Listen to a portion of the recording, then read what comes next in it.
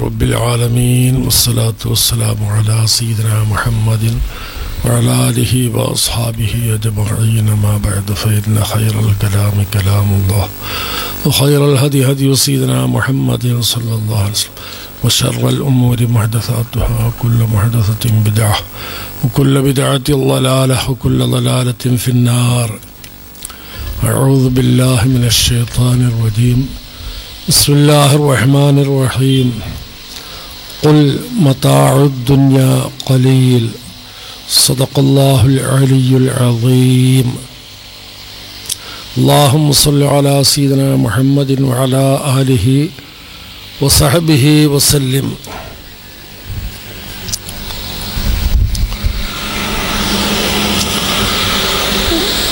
ബഹുമാനപ്പെട്ട സാദാത്തുക്കളെ, ഉലമാക്കളെ, മാന്യ സഹോദരന്മാരെ, ഇത് സക്കാഫിമാർ ഒരുമിച്ച് കൂട്ടിയൊരു പരിപാടിയാണിത്. മർക്കസിൻ്റെ സമ്മേളനം വരുന്നുണ്ട്. ആ സമ്മേളനം വിജയിപ്പിക്കേണ്ട ഉത്തരവാദിത്തം നമ്മൾക്കെല്ലാവർക്കുമുണ്ട്, പ്രത്യേകിച്ചും സക്കാഫിമാർക്ക്. സക്കാഫിമാരവിടുന്ന് പഠിച്ചു എന്നുള്ള ആ ഒരു ഉത്തരവാദിത്തം അധികമുണ്ട്. സുന്നത്ത് ജമാഅത്തിൻ്റെ ആളുകൾ എല്ലാവർക്കും ഉണ്ട്. മർക്കസ് സഖാഫത്ത് സുന്നിയ എന്ന ഒരു സ്ഥാപനം ഇവിടെ ഉണ്ടായത്, അതിൻ്റെ പിന്നിലുള്ളത് മഹാനായ AP ഉസ്താദ് അവറുകളുടെ ശക്തിയാണ്. അവരോട് എല്ലാവരും സഹകരിച്ചു. ഉലമാക്കളും ഉമറാക്കളും സാധാരണക്കാരും എല്ലാം സഹകരിച്ച് ആ സ്ഥാപനത്തെ വളർത്തി. ആ സ്ഥാപനം ഖിയാമത്ത് നാൾ വരെ നിലനിൽക്കണം. എന്തുകൊണ്ട്? ആ സ്ഥാപനം ഇവിടെ വരലോട് കൂടെ AP ഉസ്താദിൻ്റെ നേതൃത്വത്തോടു കൂടെ സുന്നത്ത് ജമാഅത്തിന് ഒരു പുതിയ ഒരു ശക്തിയാണ് ഉണ്ടായിരിക്കുന്നത്. സുന്നത്ത് ജമാഅത്തിൻ്റെ പല വിഷയങ്ങളും ചിലരെ കൊണ്ടൊക്കെ തുറന്നു പറയാൻ സാധിക്കാത്തൊരവസ്ഥയും അതിന് മുമ്പുണ്ടായിരുന്നു. അതെല്ലാം പോയി സുന്നത്ത് ജമാഅത്ത് തുറന്നു പറയുന്നതിൽ ആരും ആരെയും പേടിക്കേണ്ടതില്ല എന്നൊരവസ്ഥയിൽ എത്തിക്കഴിഞ്ഞു. അത് മഹാനായ AP ഉസ്താദിനെ കൊണ്ടും ആ സ്ഥാപനത്തെ കൊണ്ടും ആണ്.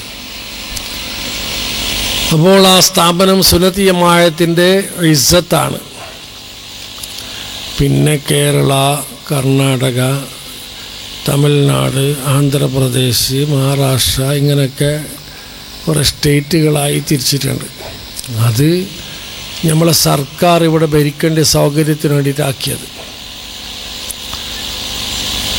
പരിശുദ്ധ ഇസ്ലാം എങ്ങനെയാണ്? അത് കേരളം വേറെ, കർണാടക വേറെ, അങ്ങനത്തെ ഒരു വ്യത്യാസമില്ല. ബുഇസ്തു ഇലൽ അസ്വദി വൽ അഹ്മർ, വെളുത്തവരോ കറുത്തവരോ ഏത് നാട്ടിലാവട്ടെ വ്യത്യാസമില്ല, എല്ലാവർക്കും ഞാൻ നബിയാണ് എന്ന് റസൂലുള്ളാഹി സ്വല്ലല്ലാഹു അലൈഹി വസല്ലം തങ്ങൾ പറഞ്ഞു. കേരളത്തിലുള്ളൊരു സ്ഥാപനം, അതിന് നമ്മളെന്തിനത്ര ശ്രമിക്കുന്നത്? കേരളക്കാർ ശ്രമിച്ചാൽ പോരെ എന്ന് ആരും ചിന്തിക്കുകയാണെങ്കിൽ ആ ചിന്ത 100% അത് ശരിയല്ല. കേരള, കർണാടക എന്നുള്ള വ്യത്യാസം സുന്നത്ത് ജമാഅത്തിൻ്റെ, അതായത് ഹഖായ ദീനുൽ ഇസ്ലാമിൻ്റെ വിഷയത്തിൽ വ്യത്യാസമില്ല. എല്ലാവും ഒന്നാണ്. നാടുകളുടെ വ്യത്യാസം, സ്റ്റേറ്റോ അല്ലെങ്കിൽ സ്റ്റേറ്റിൻ്റെ ഉള്ളിൽ ജില്ലകൾ, താലൂക്കുകൾ, വില്ലേജുകൾ, അങ്ങനെ വ്യത്യാസമൊന്നുമില്ല. പിന്നെ പ്രവർത്തനത്തിൻ്റെ സൗകര്യത്തിന് വേണ്ടി സ്റ്റേറ്റ് കമ്മിറ്റി, ജില്ലാ കമ്മിറ്റി, താലൂക്ക് കമ്മിറ്റി, അങ്ങനെയൊക്കെ അത് പ്രവർത്തനത്തിൻ്റെ സൗകര്യത്തിന് അത്രയേ ഉള്ളൂ, വേറൊന്നുമില്ല.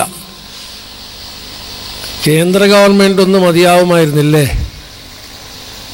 ഒരു കേന്ദ്ര സർക്കാരുണ്ടായ പോലെ പിന്നെ ഇതിന് കുറേ സ്റ്റേറ്റുകളാക്കി. അത് പ്രവർത്തനത്തിൻ്റെ സൗകര്യത്തിന് വേണ്ടിയിട്ട് കുറച്ചാൾ ഭരിക്കുക, പിന്നെ അതിൻ്റെ അപ്പുറം പിന്നെ കുറച്ചാൾ, ഇങ്ങനെ ആക്കിയതാണ്.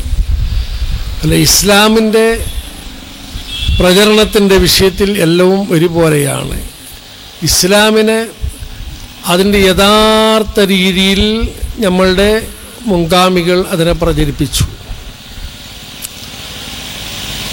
അതിന് ആ പ്രചരണ രീതിക്ക് കുറേ മാറ്റങ്ങൾ വേണം എന്ന് കണ്ടപ്പോൾ അതിനെ വേണം പോലെ കാലത്തിനോട് ഒപ്പിച്ചും കൊണ്ട് സുന്നത്ത് ജമാഅത്തിന് മാറ്റമില്ലാതെ അതേ ആശയത്തിൽ ഉറച്ചു നിന്നും കൊണ്ട് പ്രവർത്തനത്തിന് കുറേ ശൈലി മാറ്റുന്നതിൽ അതിന് വലിയ ഊറുള്ളത് ആർക്കാണ്? മർക്കസ് സഖാഫത്ത് സുന്നിയാഖ്, അതിൻ്റെ നേതാവായ മഹാനായ സുൽത്താൻ ഉലമ AP ഉസ്താദ് അവർകൾക്കാണ്. സുന്നത്ത് ജമാഅത്ത് ബാക്കി എത്രയോ സ്ഥാപനങ്ങളൊക്കെ ഉണ്ട്, എല്ലാം മർക്കസിൻ്റെ ശേഷമാണ് വന്നത്. പണ്ട് സമസ്തൻ്റെ ഒരു സ്ഥാപനമുണ്ടായിരുന്നു, പട്ടിക്കാട് ജാമിയ അൻവരിയ. ആ ഒരു സ്ഥാപനം അങ്ങനെ ഉണ്ടായിരുന്നു. അതിനുശേഷമുള്ള വലിയ സ്ഥാപനമാണ് മർക്കസ് സഖാഫത്ത് സുന്നിയ. മറ്റുള്ളതെല്ലാം മർക്കസ് സഖാഫത്ത് സുന്നിയ വന്നപ്പോൾ വേറെയും കുറേ സ്ഥലത്ത് വേണമെന്ന് ഉലമാക്കൾ ചിന്തിച്ചു, അതുണ്ടാക്കിയതാണ്. അത് ഇന്ന് സുന്നത്ത് ജമാഅത്തിൻ്റെ, ലോകത്തിൻ്റെ സുന്നത്ത് ജമാഅത്തിൻ്റെ ആളുകളുടെ ഇസ്സത്താണ് മർക്കസ് സഖാഫത്ത് സുന്നിയ. ഈ സമ്മേളനം ഒക്കെ നടത്തുന്നത് എന്തിന്? ഒരുപാട് ചിലവുള്ളതാണ് സമ്മേളനം. ആ സമ്മേളനത്തിന് ആക്കുന്ന ചിലവിനെ അവിടെ കുട്ടികൾക്ക് ചോറും കൊടുത്തിട്ട് പിന്നാരും പാവങ്ങൾക്ക് സഹായിക്കുന്ന അങ്ങനെ ചെയ്താൽ പോരെ എന്ന് ചിലപ്പോൾ തോന്നും. അത് പോരാ. എന്താ, ഇതിന് ചിലവായ പൈസയേക്കാൾ അധികം ഗുണം സ്ഥാപനത്തിന് കിട്ടാനുണ്ട്. എന്തുകൊണ്ട്? പൈസ കൊണ്ടും ജനങ്ങളുടെ സഹകരണം കൊണ്ടും എല്ലാം കിട്ടാനുണ്ട്. അതുകൊണ്ടാണ്. അല്ലെങ്കിൽ വെറുതെ പൈസ കളയാൻ വേണ്ടിയിട്ടുള്ളത് അല്ലാതെ. അപ്പോഴെന്താ, സമ്മേളനം സ്ഥാപനത്തിൻ്റെ നിലനിൽപ്പിന് വേണ്ടിയാണ്, സുന്നത്ത് ജമാഅത്തിൻ്റെ നിലനിൽപ്പിന് വേണ്ടിയാണ്. അത് നമ്മുടെ ഇസ്സത്താണ്.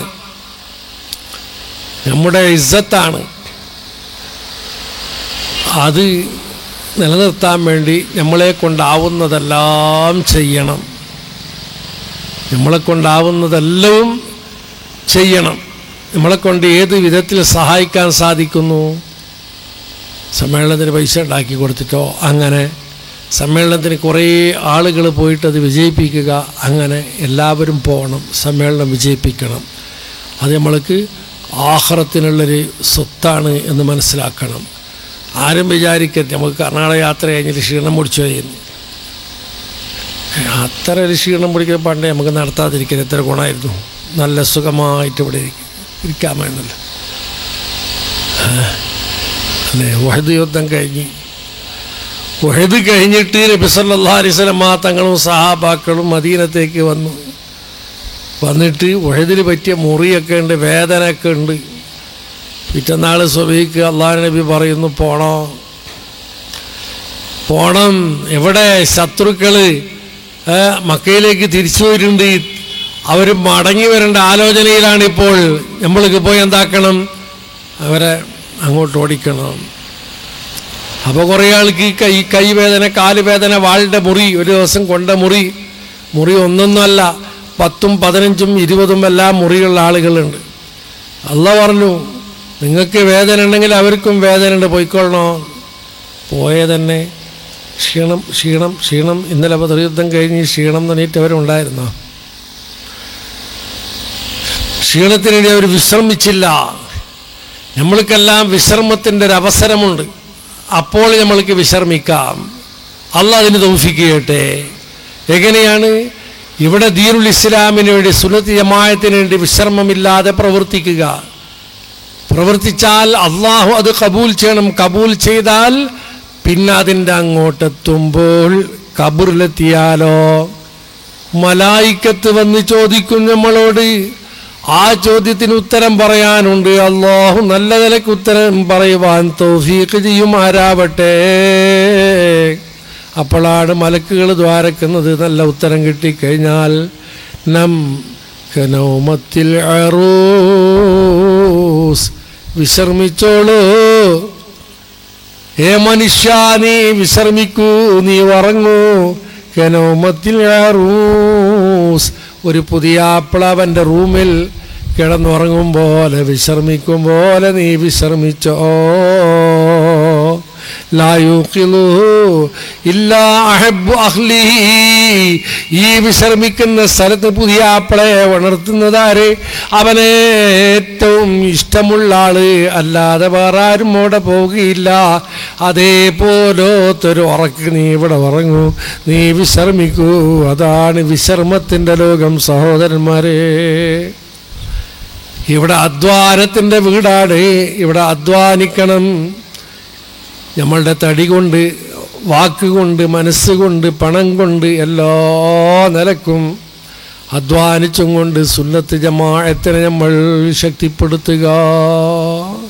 മഹാന്മാരായ സഹാബാക്കൾ അവരുന്നതമായ സ്ഥാനത്ത് എന്തുകൊണ്ടെത്തിച്ചു? അവരധ്വാനം അങ്ങനെയായിരുന്നു. وجادوا بأموالهم وباعوا نفوسهم لدين الهدى في كل موطن غزوتي. അർത്ഥം വെക്കേണ്ടതില്ലല്ലോ. തടിയും മുതലും എല്ലാം അല്ലാഹുവിൻ്റെ ദീനിനു വേണ്ടി ചെലവ് ചെയ്തു ആര്? മഹാന്മാരായ സഹാബാക്കൾ. അതാണ് അവരേറ്റവും വലിയ സ്ഥാനത്ത് എത്തിച്ചത്. സഹാബാക്കളെ സ്ഥാനം വാഹരീന മിൻഹും ലം യൽഹഖൂ ബിഹിം. സഹാബാക്കൾക്ക് ശേഷം വന്ന ആളുകളെ സംബന്ധിച്ച് അല്ലാഹ് പറഞ്ഞെന്താ? അവരൊരിക്കലും സഹാബാക്കളെ സ്ഥാനത്ത് എത്തിച്ചിട്ടില്ല. ഒരു മനുഷ്യനുണ്ടായിരുന്നു. ആ മനുഷ്യൻ എന്നോട് കുറച്ചാൾ മുമ്പൊരിക്കുക ഇങ്ങനെ ഞാൻ നല്ല മതിപ്പോട് കൂടെ ആ മനുഷ്യനോട് പെരുമാറുന്നുണ്ടായിരുന്നു. അയാൾ എന്നോട് പറഞ്ഞു, ഞാൻ മുതലിൻ്റെ വിഷയത്തിൽ ഭയങ്കര സൂക്ഷ്മയിലാണ്. ഹറാമ് എൻ്റെ മുതലിൽ കടന്നുകൂടുന്നതിനെ തൊട്ട് ഞാൻ വളരെയധികം സൂക്ഷിക്കുന്നു. വളരെ നല്ല വിഷയമാണ്. അതിൻ്റെ അവസാനം അയാൾ പറഞ്ഞ വാക്ക് സഹാബാക്കളെക്കാൾ.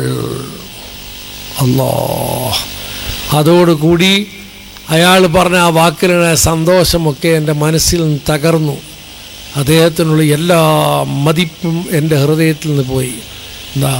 സഹാബാക്കളെക്കാൾ. അല്ലാഹ് പറയുന്നു ലം യൽഹഖൂ ബിഹിം, സഹാബാക്കളെക്കാൾ ആവാൻ സഹാബാക്കളെ സ്ഥാനത്ത് ആരും എത്തിച്ചിട്ടില്ല, അവരെ ബാക്കിലാണ് എല്ലാവരും എന്ന് അള്ളാഹു ഖുർആനിൽ പറയുന്നതാണ്. മഹാന്മാരായ സഹാബാക്കൾ അവർ ഇൽമു കൊണ്ടും തഖ്വ കൊണ്ടും എല്ലാം കൊണ്ടും ഏറ്റവും വാർന്ന മഹാന്മാരാണ് സഹാബാക്കൾ. അവർക്ക് അള്ളാഹ് വലിയ സ്ഥാനം നൽകിയെന്താ? അവർ ഈ ദുനിയാവിൻ്റെ വിശ്രമമായി അവർ കണക്കാക്കിയില്ല. അതേപോലെ എ പി ഉസ്താദ് കർണാടക യാത്ര കഴിഞ്ഞു. കർണാടക യാത്ര കഴിഞ്ഞിട്ട് എന്തായി? എ പി ഉസ്താദിന് സ്ഥാനമൊന്നും കൂടിയാണോ ഉണ്ടായത്? അതൊന്നുമല്ല, അത് പണ്ടേ ഉള്ള സ്ഥാനമാണ്. പക്ഷേ എ പി ഉസ്താദിനെ മനസ്സിലാക്കാത്ത ആൾ കുറേ ആൾ മനസ്സിലാക്കി. നമ്മൾക്കൊരു ഇസ്സത്തായി നമ്മളുടെ കർണാടകയിൽ 10 ദിവസം വന്ന് നമ്മൾക്ക് വേണ്ടി മാത്രം എല്ലാ ദിവസങ്ങളെയും അതിനെ ഒഴിച്ച് നിർത്തി നമ്മളെ കൂടെ സഹകരിച്ച് പ്രവർത്തിച്ചു നമ്മൾക്ക് വേണ്ടി, അതായത് ദീനുൽ ഇസ്ലാമിന് വേണ്ടി. അപ്പം നമ്മൾക്കൊരു അഭിമാനമായി. എ പി ഉസ്താദ് പ്രവർത്തിച്ചത് ഇരിക്കുന്ന നാടാണ്. അല്ലാമ ഇക്ബാൽ ഒരു പാട്ട് പാടീന്. പാട്ട് ഞാൻ പാടുന്നില്ല ഇപ്പോൾ, ഉറുദുവിൻ്റെ പാട്ട്. മഹാനായ ജിസ്തി ഖാജ മുഈനുദ്ദീൻ ജിസ്തി അജ്മീരി അവരിവിടെ പരിശുദ്ധ ദീനുൽ ഇസ്ലാമിനെ പ്രചരിപ്പിച്ച നാട്. നമ്മളുടെ നാട്ടിൻ്റെ അഭിമാനം എടുത്ത് പറയുന്നതിൽ പറഞ്ഞതാണ്. അതേപോലെ നമുക്ക് പറയാം കർണാടക. എ പി ഉസ്താദ് ഇവിടെ യാത്ര നടത്തിയിട്ട് ദീനിന് വേണ്ടി പ്രവർത്തിച്ചത് ഇരിക്കുന്ന നാട്. നമ്മൾക്ക് ഇസ്സത്തായി വലിയ സ്ഥാനമാണ്. 10 ദിവസം യാത്ര ചെയ്തിട്ട് കുറേ ആളൊക്കെ ക്ഷീണിച്ചു, ഞാനടക്കം എല്ലാവരും ക്ഷീണിച്ച് ബേജാറായി. എ.പി. ഉസ്താദിന് എന്നേക്കാൾ കുറേ വയസ്സ് അധികമുണ്ട്, ഒരു 10 വയസ്സിലധികം വ്യത്യാസമുണ്ട്. എന്നിട്ട് ഞാൻ പോയിട്ട് പുരയിൽ വിശ്രമിച്ച്, ഒരു ദിവസം വിശ്രമിച്ചിട്ടേ ബേക്കലത്ത് പോയത്. എ.പി. ഉസ്താദ് പോയിട്ട് അന്ന് തന്നെ കോഴിക്കോട് സ്വീകരണം, അത് കഴിഞ്ഞിട്ട് മക്കത്ത് പോയി, പിന്നെ എല്ലാ ഗൾഫ് രാജ്യങ്ങളിലും എല്ലാ നാടുകളിലും പോയി. ക്ഷീണമില്ല. എന്നിട്ട് വന്നിട്ട് അടങ്ങിയിരുന്നോ? ഇല്ല. ക്ഷീണമില്ല. വിശ്രമം ഇല്ല. വിശ്രമം ഉണ്ട്. എപ്പോൾ ഒരവസരം അത് കിട്ടും, അതിനെ പ്രതീക്ഷിച്ചുകൊണ്ടാണ്. അതാ ഹിമ്മത്തുർ റിജാലി തഹ്ദിമുൽ ജിബാൽ, റിജാലിൻ്റെ ഹിമ്മത്ത് പർവ്വതങ്ങളെ തകർക്കും എന്ന് പണ്ടേ എ.പി. ഉസ്താദ് പ്രസംഗിക്കുന്നുണ്ട്. 1974 മുതൽക്കാണ് എ.പി. ഉസ്താദിൻ്റെ എനിക്ക് പരിചയം. 1974 മുതൽ അന്നേ ഈ പ്രസംഗം അവർ പറയുന്നുണ്ട്. അപ്പോൾ എനിക്ക് തോന്നലുണ്ടായിരുന്നു, എന്താക്കുന്നു ഈ ഉസ്താദ് കാന്തപുരത്തെ പള്ളിയിൽ മുദരിസ് വാലിന് വിളിച്ചെടുത്തേക്ക് വാലിന് പോവും, ഈ വാലും പറഞ്ഞിട്ട് മല തകർക്കുന്നപ്പോൾ ഇങ്ങനെ തോന്നലുണ്ടായിരുന്നു. പക്ഷേ എൻ്റെ തോന്നൽ തെറ്റിയെന്ന് എനിക്കിപ്പോൾ മനസ്സിലായി. പർവ്വതം ഇനി വേറെയില്ല, ഹിമാലയ പർവ്വതത്തിനെയും തകർത്തു. അങ്ങനെയുള്ള മഹാനാണ്. ആ മഹാനെ ഈ നിലയ്ക്ക് എത്തിച്ചതെന്താണ്? അവിടുത്തെ ജീവിത രീതി. ജീവിച്ചു അള്ളാഹിൻ്റെ പൊരുത്തത്തിന് വേണ്ടി. ഹുഖൂഖുല്ലാഹി വഹുഖൂഖു ഇബാദിഹി. ഒരു സ്വാലിഹായ മനുഷ്യൻ എന്ന് പറഞ്ഞാൽ ആരാണ്? അള്ളാഹിൻ്റെ ഹക്കുകളും മനുഷ്യൻ്റെ ഹക്കും പൂർത്തിയാക്കി വീടിയാള്. 74 മുതൽക്ക് ഞങ്ങൾ പരിചയമുണ്ട്. 1982 എന്ന് തോന്നുന്നു, അല്ലെങ്കിൽ 81. 4 ദിവസം ഞങ്ങൾ ഒന്നിച്ച് താമസിച്ച് ഇവിടെ ബേക്കലിൽ തന്നെ. ബേക്കലത്ത് ഉറൂസിൻ്റെ വാലിന് 4 ദിവസത്തേക്ക് ക്ഷണിച്ച് വന്ന് 4 ദിവസം വാല് പറഞ്ഞിട്ട് പോയി. അപ്പോൾ ഉണ്ടായിരുന്ന ഒരു സംഭവം എനിക്ക് ഇപ്പോഴും ഓർമ്മ വരുന്നു. ഈ ബേക്കലത്ത് താമസിക്കുന്ന ദിവസങ്ങളിൽ ഒരു ദിവസം സുബഹിസ്കാരം കഴിഞ്ഞ് സുബഹിസ്കാരം കഴിഞ്ഞിട്ടുള്ള ചായ കുടിച്ചൊന്ന് ഹലാലെല്ലാം പോയിട്ട് മുമ്പ് വന്നപ്പോൾ ഉറൂസ് കമ്മിറ്റി സെക്രട്ടറി വന്നിട്ട് ചോദിച്ചു, ഉസ്താദ് എത്ര മണിക്ക് നാസ്ത അയക്കൽ? ഉസ്താദ് പറഞ്ഞു, എനിക്ക് ഇന്ന് കുറച്ച് വേഗം കിട്ടിയാൽ തർക്കമില്ല. എന്തേത്? എനിക്കൊന്ന് കാഞ്ഞങ്ങാട് പോകാനുണ്ട്. വേഗം നാസ്ത അയച്ചാൽ പിന്നെ കാഞ്ഞങ്ങാട് പോയിട്ട് ലൊഹറാമ്പളേക്ക് തിരിച്ചെത്താമല്ലോ. അപ്പോൾ ഉറൂസ് കമ്മിറ്റിൻ്റെ സെക്രട്ടറി അല്ലേ, ഉറൂസ് വലിയ എല്ലാ ഒരുക്കത്തോടും കൂടിയാണ് അന്നേ അവിടെ നടത്തൽ. ഒരു കാറ് വാടകയ്ക്ക് വാങ്ങിയിട്ട് വെക്കും. ഉറൂസിൻ്റെ തുടക്കം മുതൽ അവസാനം വരെ ആ കാറ്, അത് അന്നും ഇന്നും. അപ്പോൾ സെക്രട്ടറി പറഞ്ഞ്, നാസ്ത ഒരു 9 മണി എല്ലാം ആയാലും തിരക്കേടില്ല ഉസ്താദെ. പെണ്ണുങ്ങളൊക്കെ വാലിന് വന്നിട്ട് പോയിട്ട് ചിലപ്പോൾ നാസ്ത ഉണ്ടാക്കാൻ കുറച്ച് വൈകിട്ടുണ്ടാവും. അപ്പോൾ ഒരു 9 മണിയെല്ലാം ആയിക്കൂടായികയില്ല. പിന്നെ ളുഹുറാമ്പക്ക് തിരിച്ചെത്തുന്ന നിലയ്ക്ക് നിങ്ങൾക്ക് പോകാം. എന്താ, നമ്മളെ ഉറൂസ് കമ്മിറ്റീൻ്റെ കാറുണ്ട്, ആ കാറിൽ പോയിട്ട് വേഗം വരാൻ. അപ്പോൾ ഉസ്താദ് പറഞ്ഞത്, ഉറൂസ് കമ്മിറ്റീൻ്റെ കാറ് എൻ്റെ വാലിന് ഇവിടുന്ന് കൂട്ടിയിട്ട് കൊണ്ടുവരാനും ഇവിടുന്ന് അങ്ങോട്ട് കൊണ്ടുപോയിട്ട് റെയിൽവേ സ്റ്റേഷനിൽ വിടാനും, കാഞ്ഞങ്ങാട് റെയിൽവേ സ്റ്റേഷനിലേക്ക് ബേക്കലിന് അവിടുന്ന് കൂട്ടിയിട്ട് വന്നു. ഞാനിവിടെ എത്തി. ഇനി വാല് കഴിഞ്ഞിട്ട് ഞാൻ തിരിച്ചു പോകുമ്പോൾ റെയിൽവേ സ്റ്റേഷനിൽ കൊണ്ടിട്ട് വിടാൻ. പിന്നെ വേറെ എൻ്റെ സ്വന്തം ആവശ്യത്തിന് ആ കാറ് ഉപയോഗിക്കാൻ പറ്റുകയില്ല. അത് മക്ബറിൻ്റെയും ഈ പള്ളീൻ്റെയൊക്കെ പൈസയാണ്, അതങ്ങനെ ഉപയോഗിക്കാൻ പറ്റുകയില്ല എന്ന് പറഞ്ഞു. ഇത് പറഞ്ഞപ്പോൾ സെക്രട്ടറി പറഞ്ഞു, എന്നാൽ അത് വേണ്ട ഉസ്താദെ, ഞാൻ വേറെ കാറാക്കി തരാം, എൻ്റെ വകയായിട്ട് കാറാക്കി തരാം, അതിൽ പോയിട്ട് വരാം. ഓ, നിങ്ങളെ വക കാറാണ്, നിങ്ങളെ വക കാറിലാണ് ഞാൻ കാഞ്ഞങ്ങാടും പോവും നീലേശ്വരം പോകുന്നത്. നിങ്ങൾ പൊരുത്തപ്പെട്ട് തരുന്നതല്ലേ, എനിക്ക് എവിടെ നിങ്ങൾ പറഞ്ഞിടത്തെല്ലാം പോയിക്കോളാം. അത് പോ അവസ്ഥാതെ, നീലേശ്വരമോ പയ്യന്നൂറും പോകാമെന്ന് അയാളും പറഞ്ഞു. അപ്പോൾ നോക്കണം എന്താണ് ജീവിതത്തിൽ അത്രത്തോളം സൂക്ഷ്മ. ഇത് പലർക്കും മനസ്സിലാകുന്നുണ്ടാവില്ല. ധാരാളം പൈസ ആക്കി പുരയും കെട്ടി ആപ്പി കാറും എടുത്ത് എന്താണ് ഉസ്താദ് ഒരവസരം എന്നോട് പറഞ്ഞു, ഞങ്ങൾ ഇങ്ങനെ ഇരുന്ന് സംസാരിക്കുമ്പോൾ ഞാൻ ഗൾഫിൽ പോയിട്ട് ഫ്ലൈറ്റ് ഇറങ്ങിയാൽ അവിടെ ആളുകളുണ്ടാവും എന്നെ കൂട്ടാൻ.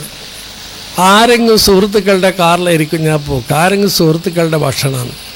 സ്ഥാപനത്തിൽ പിരിപ്പിച്ച പൈസയിൽ കാറിൽ ഓടലോ അല്ലെങ്കിൽ ഭക്ഷണം കഴിക്കലോ ഒന്നുമില്ല. യാത്ര കഴിഞ്ഞ് തിരിച്ച് വന്നാൽ ഇൻഫർമേഷനിൽ പോയി ഈ ടിക്കറ്റും എൻ്റെ യാത്രൻ്റെ രേഖകളും എല്ലാം ഏൽപ്പിച്ചതിന് ശേഷമാണ് ഞാൻ റൂമിൽ പോക്ക്. അവിടുന്ന് പിരിപ്പിച്ച പൈസയോ എൻ്റെ സ്വന്തം കയ്യിൽ വരത്തില്ല. അവിടെ കമ്മിറ്റി അതിന് ആളൊക്കെ ഉണ്ട്. അവരെ കയ്യിൽ ഏൽപ്പിച്ചിട്ട് ഞാൻ വെറും കയ്യോടെ വരുത്ത്. ഇതാണ് എൻ്റെ അവസ്ഥ എന്ന് നേരിട്ടിങ്ങനെ. ഇത് ആരെയും ബോധ്യപ്പെടുത്താൻ വേണ്ടല്ലോ, നമുക്ക് തന്നെ ഉള്ള ആളല്ലേ, നമ്മളത്രയെല്ലാം പറഞ്ഞിട്ട് ബോധ്യപ്പെടുത്തേണ്ട ആവശ്യമില്ലല്ലോ. അപ്പോൾ സംഗതി ഇങ്ങനെ സംസാരിക്കുമ്പോൾ പറഞ്ഞു പോയതാണ്. ഈ നിലക്കുള്ള സൂക്ഷ്മയോട് കൂടിയാണ് ജീവിതം. മറ്റൊരു സ്ഥലത്ത് കുറേ വലിയ വലിയ ആളുകളൊക്കെ വന്ന് VIP-മാരൊക്കെ, അത് മർക്കസിൻ്റെ ആവശ്യത്തിന് എന്തോ സംസാരിക്കാൻ വേണ്ടി കുറേ ആളെ വരുത്തിച്ചതാണ്. അങ്ങനെ ഒരാൾ വരുമ്പോൾ കൈക്ക് ഇങ്ങനെ നൂല് കെട്ടിയിട്ടുണ്ട്. നല്ല കഴിവുള്ള ഒരു മനുഷ്യനാണ്. അപ്പോൾ സംസാരിക്കുന്നതിൻ്റെ ഇടയിൽ നിന്ന് ഇയാളാരോ പരിചയപ്പെടുത്തി. പരിചയപ്പെട്ടു. അപ്പോൾ കൈ ഇങ്ങനെ നീട്ടുമ്പോൾ കൈ കൊടുത്ത് വലത്തെ കയറി ഈ കയ്യിൽ ഇങ്ങനെ നൂലുണ്ട്. ആ നൂലെന്തിനാ അവിടെ കെട്ടിയത്? അത് മന്ദിരിച്ച് കെട്ടിയത് തന്നെയാണ്. മന്ദിരിച്ച് കെട്ടിയാലും അവിടെ എന്തിനാണ് കെട്ടുന്നത്? അത് നമ്മളെ ഷിആറല്ല, ഇവിടെ മേലെ കെട്ടിയാൽ മതിയല്ലോ. അപ്പം അയാൾക്ക് അത് അത്ര ഇഷ്ടപ്പെട്ടില്ല എന്ന് ഞാൻ മനസ്സിലാക്കുന്നത്. അങ്ങനെ അവിടെ ഇരുന്നയാൾ നബി ഉസ്താദ് ആ ഭാഗത്തേക്ക് ശ്രദ്ധിച്ചത് തന്നെയില്ല. ഈ നൂലെടുത്തിട്ടില്ലല്ലോ. പിന്നെ അയാൾ എണീച്ച് പോയപ്പോൾ അയാൾ എവിടെ പോയി? അയാൾ ഇരിക്കാൻ ഒന്നുമില്ല. എന്താ അത് വേണ്ട, സത്യം പറഞ്ഞിട്ട് പറ്റിയില്ലെങ്കിൽ പോട്ടെ, നമുക്ക് പൈസയോ മറ്റോ പ്രശ്നമല്ല. ഇത് എൻ്റെ അനുഭവമാണ് ഞാൻ പറഞ്ഞത്. ഇങ്ങനെയുള്ള അനുഭവങ്ങൾ പലർക്കും എത്രയോ ഉണ്ടാവും. ഈ നല്ലതായ ഈ നടപടി കൊണ്ടാണ് അല്ലാഹു സുബ്ഹാനഹു വ തആല മഹാനവറുകളെ ഉയർത്തിയത്. ആരും പണക്കാർ, പാവപ്പെട്ടവർ, ആലിമീങ്ങളല്ലാത്തവർ, മുത്താലിമീങ്ങൾ എന്നുള്ള വ്യത്യാസത്തിൽ ആരോടെങ്കിലും പെരുമാറലുണ്ടോ? എല്ലാവരും സുഹൃത്തുക്കൾ തന്നെ. എല്ലാവരും സുഹൃത്ത്. എത്രയോ കാലം മുമ്പ് കണ്ട നിങ്ങൾ ഇവിടെയാ, കുറേ കാലമല്ല കണ്ടിട്ട് എന്ന് പറയൂ. എവിടുന്ന് പണ്ട് ദുബൈയിൽ നിന്ന് കണ്ടതായിരിക്കും, കൊല്ലം 10-20 എന്ന് പറയും. അപ്പോൾ അങ്ങനെ ഒരവസ്ഥ എനിക്കങ്ങനെ ഓർമ്മിക്കല്ല. ഞങ്ങൾക്ക് വയസ്സ് കുറേ കുറവാണ് ഒരേക്കാണ്, എന്നിട്ടും എനിക്കത്ര ഓർമ്മിക്കല്ല. അല്ലാഹു സുബ്ഹാനഹു വ തആലയെ പേടിച്ച് ജീവിക്കുമ്പോൾ അള്ളാഹു അവരെ സ്ഥാനം ഉയർത്തുന്നു. ഇവിടെ നോക്കണം, ഒരു കാറ് ഉപയോഗിക്കാൻ അത്രത്തോളം സൂക്ഷ്മ കാണിച്ചിട്ടുണ്ടെങ്കിൽ നമ്മളുടെയൊക്കെ നില എന്താണ്? ഇന്നിവിടെ ആർത്തിക വ്യവസ്ഥ, ഇസ്ലാമിക സാമ്പത്തിക വ്യവസ്ഥയെ സംബന്ധിച്ച് പറയണോ? സാമ്പത്തികത്തിൻ്റെ നില എന്താണെന്ന് റസൂലുള്ളാഹി സ്വല്ലല്ലാഹു അലൈഹി വസല്ലം തങ്ങൾ പറഞ്ഞു, ഒരു കാലം വരും പറകെ ആ കാലത്ത് ജനങ്ങൾക്ക് കാശ് കിട്ടിയാൽ മതി. കിട്ടുന്നത് എവിടെ നിന്ന്? സമ്പാദ്യത്തിൻ്റെ മാർഗമെന്ത്, ഹറാമോ ഹലാലോ എന്ന് ചിന്തിക്കുകയില്ല എന്ന്. ഇന്ന് അതല്ലേ ഉള്ളത്? ഇന്ന് പൈസ കിട്ടിയത് പറ്റും, ഏത് പറ്റാത്തത്, ഏത് പറ്റുന്നത് അത് തീരുമാനിക്കുക. അത് നോക്കാൻ മെഷീനുണ്ട്. ആ മെഷീനിൽ വെച്ചിട്ട് നോക്കിയാൽ അറിയുന്നു ഇത് കള്ളനോട്ടോ അല്ല ശരിയായ നോട്ടോ. കള്ളനോട്ടെങ്കിൽ വേണ്ട, അല്ലാത്തത് വേണം. റിസർവ് ബാങ്കിൻ്റെ ഗവർണറുടെ ഒപ്പുണ്ടായാൽ മതി. പൈസ ഹലാലോ ഹറാമോ? പൈസ വേണം മനുഷ്യനിക്ക് ജീവിക്കാൻ. പൈസ ഇല്ലാണ്ട് സാധ്യമല്ല. അള്ളാഹു ഖുർആനിൽ മുതലിനെ സംബന്ധിച്ച് ഇന്നി അഹ്ബബ്തു ഹുബ്ബൽ ഖൈർ, ഖൈറിന്റെ മുതല്. വഇന്നഹു ലിഹുബ്ബിൽ ഖൈരി ലശദീദ്. ഖൈർ എന്ന് പറഞ്ഞ അല്ലാഹു തആല മുതലിനെ സംബന്ധിച്ച് വല്ലാതെ അവൻ ഖൈറിനെ ഇഷ്ടപ്പെടുന്നു. ഖൈറിന്റെ മുതല്. അതേ അവസരം മുതലിനെ സംബന്ധിച്ച് അലമൂ അന്നമാ അംവാലുക്കും വഔലാദുക്കും ഫിത്ന. നിങ്ങളെ മക്കളും നിങ്ങളെ മുതലും നിങ്ങൾക്ക് ഫിത്തനയാണ്, നാശമാണ് എന്നല്ല പറഞ്ഞു. മുതലിനെ സംബന്ധിച്ച് ഫിത്തന എന്നല്ല പറഞ്ഞു, ഖൈർ എന്നും പറഞ്ഞിട്ടുണ്ട്. അൽമാലു വൽ ബനൂന സീനത്തുൽ ഹയാത്തി ദുനിയാ.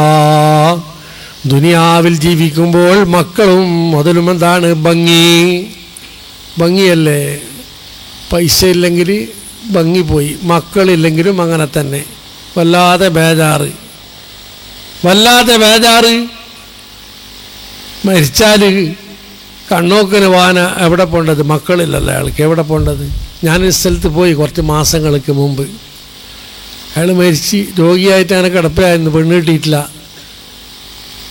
അങ്ങനെ കുടുംബക്കാരെ പുരയിലാണ് മരിച്ചത്. മരിച്ച അന്ന് എനിക്ക് പോകാൻ സൗകര്യപ്പെട്ടില്ല. 2 ദിവസം കഴിഞ്ഞിട്ട് ഞാൻ പോയി. പോകുമ്പോഴേക്ക് ആ മരിച്ച പുര ബന്ധാക്കിയിട്ടുണ്ട്. അടുത്ത പുരക്കാർ വിളിച്ചിട്ട് പറഞ്ഞു അവിടെ ആരും ഇല്ല, എല്ലാവരും മംഗലത്തിരയിന്, എല്ലാവരും പുരക്കാരൻ്റെ മംഗലത്തിരയിട്ട്. അപ്പോഴാണ് എനിക്ക് തോന്നിയത്, പടച്ചോനെ, മക്കളുണ്ടായിരുന്നെങ്കിൽ ഇന്ന് അവർ മംഗലത്തിന് പോകുമായിരുന്നോ? ബാപ്പ മരിച്ചിട്ട് 2ാമത്തെ ദിവസം പെണ്ണ്, എൻ്റെ ഭർത്താവ് മരിച്ചിട്ട് 2ാമത്തെ ദിവസം 4 മാസവും 10 ദിവസം പുരയിൽ നിന്ന് പുറപ്പെടാൻ പറ്റുകയില്ല എന്നിരിക്കുകയില്ലേ? ഇങ്ങനെ ജീവിച്ചിരിക്കുന്ന കാലത്തും മരിച്ചാലും ഒരു ബേജാറിൻ്റെ അവസ്ഥ തന്നെയാണ് മക്കളില്ലെങ്കിൽ. മുതലില്ലെങ്കിലും അത് തന്നെ. മുതൽ വേണം. ഇമാം അബൂ ഹനീഫ റളിയല്ലാഹു തആല അൻഹു പറഞ്ഞു, മനുഷ്യന് ഒരു നല്ല വീട്, ഒരു പുര പാർക്കാനുണ്ടായി, നല്ലൊരു വാഹനവും ഉണ്ടായാൽ ഫഖത്തമ്മൻ നിഅമ, നിഅമത്ത് പൂർത്തിയായി പോയി. ദുനിയാവിലൊരു മനുഷ്യന് ആവശ്യമുള്ളത് പൂർണ്ണമായി. നല്ലൊരു വീട് വേണം, പിന്നെ നല്ലൊരു വാഹനവും വേണം. അന്ന് വാഹനം കുതിര, ഒട്ടകം, ഇങ്ങനത്തെ ഒക്കെ. ഇന്ന് കാറ്, ജീപ്പ്, ഇങ്ങനത്തെ എല്ലാം. അപ്പം ഒരു വണ്ടിയും ഒരു ഗാഡിയും ഒരു പുരയും ഉണ്ടെങ്കിൽ എന്തായി? അത് നല്ല ഒരു സന്തോഷമായി. അങ്ങനത്തെ അല്ലല്ലേ, എല്ലാവർക്കും ആഗ്രഹമുണ്ട്. നല്ല പുര വേണം, നല്ല വണ്ടി വേണോ? അത് ഈ കിബ്റു ആവൂല. അള്ളാഹ് നബിയോട് ചോദിച്ചല്ല, അള്ളാഹ് നബിയെ, ഞങ്ങളിൽ നിന്ന് എല്ലാവരും ഇഷ്ടപ്പെടുന്ന കാര്യമാണ് അവൻ്റെ വാഹനം നല്ലതാവണം, അവൻ്റെ ചെരുപ്പ് നല്ലതാവണം, ഇങ്ങനെയൊക്കെ ഉദ്ദേശിക്കുന്നത്. അത് കിബ്ർ ആവുമോ? അപ്പോൾ അള്ളാഹ് നബി സല്ലല്ലാഹു അലൈഹി വസല്ലം, അത് കിബ്റല്ല.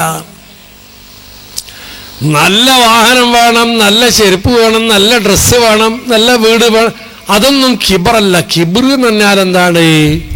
ബതറുൽ ഹഖ് ഗംതുൻ നാസി, ബതറുൽ ഹഖ് വഗംതുൻ നാസ്. ഹക്കിനെ എതിർക്കുക. ഹക്കിനെ എതിർക്കൽ എങ്ങനെ? ആ ബിസിനസ് നീ നടത്തരുത്, അത് ഹറാമായതെന്ന് പറയുമ്പോൾ അതൊന്നും നോക്കി ഇപ്പാവില്ല, അതെല്ലാം മുന്നലായിട്, ഇപ്പാവില്ല, ഇപ്പം എല്ലാം അങ്ങനെ ആയിട്. ദുനിയാവേ അങ്ങനെയൊക്കെ ഇടേ, നിങ്ങൾ എവിടെയൊക്കെ ഇടേ ഇപ്പം. ഇത് അഹങ്കാരം, കിബറാണ്. വഗംതുന്നാസ്,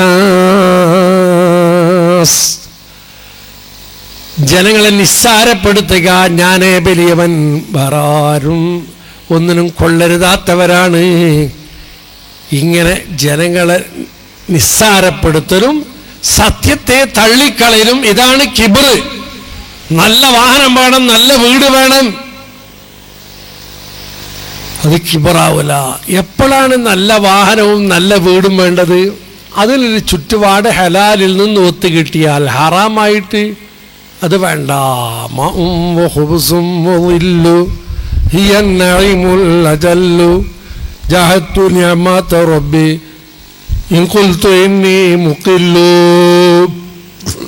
സൂഫി പറഞ്ഞത് എന്താ? മാഉം ഹുബുസും വളില്ലു, ദാഹിക്കുന്നതിന് കുടിക്കാൻ കുറച്ച് വെള്ളം, അതിൻ്റെ സൗകര്യമുണ്ട്. ഓ ഹുബുസുൻ, കുറച്ച് ഉണക്ക് പത്തിരി, അങ്ങനെ ഉണക്കാണെങ്കിൽ ഇതിൽ വെള്ളം കുടിച്ചാൽ വയറും അറിയുമല്ലോ. വില്ലും വെയിലും മഴയും പുറത്തു പോകാനുള്ള ഒരു ചെറിയൊരു കൂര, ഒരു വീട്, ഒരു ഗുഡിസൽ. ഇത്ര ഉണ്ടെങ്കിൽ അത് വലിയ നിഅമത്താണ്. ജഅഅ്തു നിഅമത റബ്ബി ഇൻ ഖുൽതു ഇന്നി മുഖില്ലു. ഇത്രയും ഉണ്ടായിട്ട് കുടിക്കാം വെള്ളവും വിശപ്പടക്കാം ഉണക്ക് റൊട്ടിയും ഉണ്ടായി, ചെറിയൊരു കൂരയും ഉണ്ടായി, മഴൻ്റെ വെള്ളം പുറത്തു പോകുന്നു, വെയിൽ പുറത്ത് അകത്ത് വരുന്നില്ല, ഇങ്ങനെയുള്ളൊരു ചെറിയൊരു വീടുമുണ്ടായി കഴിഞ്ഞാൽ എന്നിട്ട് ഞാൻ പറയുന്നു എനിക്ക് കഷ്ടം ബുദ്ധിമുട്ട് എന്ന് പറയുന്നുണ്ടെങ്കിൽ അല്ലാഹ് ചെയ്ത നിഅമത്തിനെ ഞാൻ നിഷേധിച്ചവനായി. ജഅഅ്തു നിഅമത റബ്ബി ഇൻ ഖുൽതു ഇന്നി മുഖില്ലു. അത്ര കിട്ടിയാൽ നോക്കണം. വീടില്ലാതെ താമസിക്കാൻ പുരയില്ല, കുടുംബമില്ല, ബസ് സ്റ്റാൻഡുകളിൽ കിടന്നുറങ്ങുന്ന എത്ര ആളുകളുണ്ട്. കാലിന് മുറിവറ്റി ചോരയും ചലവും ഒലിക്കുന്നു. അതിന് പഴയ തുണിക്കഷ്ണമെടുത്ത് ചുറ്റിയിട്ട് ബസ് സ്റ്റാൻഡിൽ കിടക്കുന്നു. ആ കെട്ടിയതിൻ്റെ ചുറ്റുഭാഗത്തും ഈച്ചയും ഉറുമ്പും കളിക്കുന്നു. അങ്ങനെയുള്ള ആളുകൾ എത്രയുണ്ട്.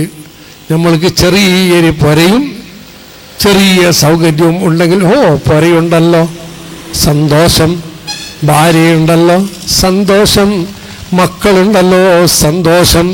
പനിച്ച് കിടക്കുമ്പോൾ ഭാര്യ വന്നിട്ട് പറയുന്നു കുറച്ച് തെളി കുടിക്ക്, കുറച്ച് ചായ കുടിക്ക്, ഇങ്ങനെ കിടന്നാ ബുദ്ധിമുട്ടല്ലേ. ആളുണ്ടല്ലോ. ആ ബസ് സ്റ്റാൻഡിലെ കാലിന് തുണിയും ചൊറഞ്ഞ് കിടക്കുന്ന മനുഷ്യനിക്ക് ആരുണ്ട് ചോദിക്കാൻ?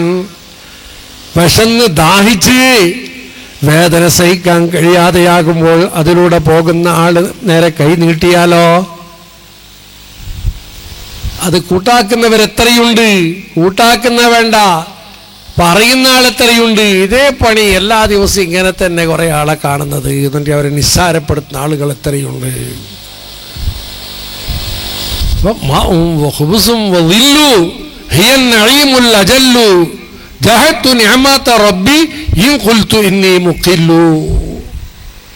എത്ര അർത്ഥമുള്ള വാക്കാണ്. അപ്പൊ ഉള്ളത് കൊണ്ടൊക്കെ ഖനാഅത്ത് കിട്ടിയത് കൊണ്ട് തൃപ്തിപ്പെടുക, ഇത് വേണം. ഇതിനെല്ലാം വിട്ട് ഇപ്പം എന്ത് ചെയ്യുക? പൈസ ഉണ്ടാക്കണം. എങ്ങനെ ആരും തിരക്കേടില്ല. സാമ്പത്തിക വ്യവസ്ഥ, ഇബാദത്തിന് വ്യവസ്ഥയുണ്ട്. ഫിഖ്ഹിന്റെ കിതാബ് ഫത്ഹുൽ മുഈൻ എടുത്ത് നോക്കിയാൽ, ഉംദ എടുത്ത് നോക്കിയാൽ അതിൻ്റെ അപ്പുറം മിൻഹാജും അതിൻ്റെ ശറഹുകൾ മഹല്ലിയും തുഹഫയും നിഹായും മുഗ്നിയും അങ്ങനെ ശറഹുമാദും റൗദയും എല്ലാ കിതാബും നോക്കിയാൽ ഫിഖ്ഹിനെ 4 ഭാഗങ്ങളായി തിരിച്ചിട്ടുണ്ട്. റുബുൽ ഇബാദാത്ത്, ഉദുവെടുക്കാൻ ഉപയോഗിക്കുന്ന, കുളിക്കാൻ ഉപയോഗിക്കുന്ന വെള്ളത്തിൽ നിന്ന് തുടങ്ങി താഹിറേത്, തഹൂറേത്, മുതനജിസേത്, അങ്ങനെ തുടങ്ങി ഹജ്ജിന്റെ ബാബ് തീരുന്നത് വരെ ഇബാദാത്ത്. അത് കഴിഞ്ഞ് പിന്നെ മുആമലാത്ത്, മനുഷ്യന്റെ സാമ്പത്തിക വ്യവസ്ഥ. അതെങ്ങനെ, എങ്ങനെ ഒരു മനുഷ്യൻ പണം സമ്പാദിക്കണം, എങ്ങനെ ചെലവ് ചെയ്യണം, അത് തീർന്നിട്ട് പിന്നെയാണ് മുനാക്കഹാത്ത് തുടങ്ങുന്നത്. മുനാക്കഹാത്ത് അതായത് വിവാഹവും വിവാഹത്തിൻ്റെ ശേഷമുള്ള ജീവിതം, ദാമ്പത്യ ജീവിതം, മക്കളുണ്ടായിട്ട് മക്കളെ പോറ്റുന്ന വ്യവസ്ഥ, ഇതൊക്കെ ഇസ്ലാമിലുണ്ട്. അതിന് മുമ്പ് മുആമലാത്ത് പറഞ്ഞു. എന്താ? മുആമലാത്ത് ശരിയായാൽ മാത്രമേ മക്കളെയും ഭാര്യനെയും പോറ്റാൻ ഒരുങ്ങേണ്ടതുള്ളൂ. ഹറാമ് സമ്പാദിച്ചിട്ട് സ്വന്തം തിന്നു മാത്രമല്ല, ഭാര്യക്കും മക്കൾക്കും എല്ലാം തീരിച്ചിട്ട് കുറ്റക്കാരനാവണ്ട. മുആമലാത്തിനെ പറ്റി ആദ്യം പഠിക്കൂ, മുആമലാത്തിനെ സംബന്ധിച്ച് ആദ്യം പഠിക്കൂ. ഹറാമ് തിന്നാലോ കുല്ലുലമിൻ നബത്തമിൻ സ്വഹത്തിൻ ഫന്നാറു ഔലാബി. ഹറാമ് തിന്നിട്ട് ഉണ്ടായ എല്ലാ ശരീരവും ഇറച്ചും അത് നരകത്തിലേക്ക് പോകുന്നതാണ്, നരകത്തോട് അടുത്തത് എന്ന് അഷ്റഫുൽ ഹൽഖ് താഹ റസൂലുള്ളാഹി സ്വല്ലല്ലാഹു അലൈഹി വസല്ലം പറഞ്ഞു. അത്രയും വലിയ ഗൗരവമല്ലേ മുതലിൻ്റെ കാര്യം? ഒരു മനുഷ്യൻ്റെ നിന്ന് പലിശ വാങ്ങി, ബഡ്ഡി എടുത്തു. ആ ബഡ്ഡി എന്താണ്? അത് അവൻ്റെ ഹക്കല്ലേ? അവൻ്റെ ഹക്കിനെ എടുത്ത് തിന്ന് അവന് നഷ്ടപ്പെട്ടത് ദുനിയാവിൽ അവന് നഷ്ടപ്പെട്ട ആഖിറത്തിൽ അവന് നമ്മൾ കൊടുക്കേണ്ടി വരും. എവിടെന്ന് കൊടുക്കും?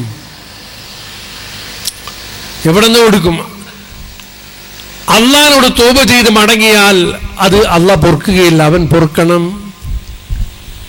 പൊറുക്കണം. തൗബന്റെ ശർത്തിൽ പ്രത്യേകം പറഞ്ഞില്ലേ? എന്താ തൗബ എന്ന് പറഞ്ഞാൽ എന്താണ്?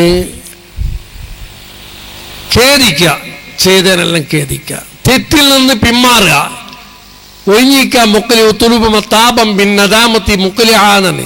തെറ്റിൽ നിന്ന് പിന്മാറുക എന്ന് പറയുമ്പോൾ നിസ്കാരം കലാക്കും, കലാ വീട്ടിൽ കട എടുത്തോ, കടം കൊടുക്കൽ, പിന്നെ തെറ്റായ മാർഗത്തിലൂടെ എടുത്തെല്ലാം മടക്കി കൊടുക്കുക, എല്ലാം പെട്ടുകയില്ല. അത് പറഞ്ഞിട്ട് പിന്നെ പറഞ്ഞതിന് മേലാര് കുറ്റവും ചെയ്യുകയില്ല എന്ന് ഉറപ്പിക്കണോ? പിന്നെ പ്രതിയോ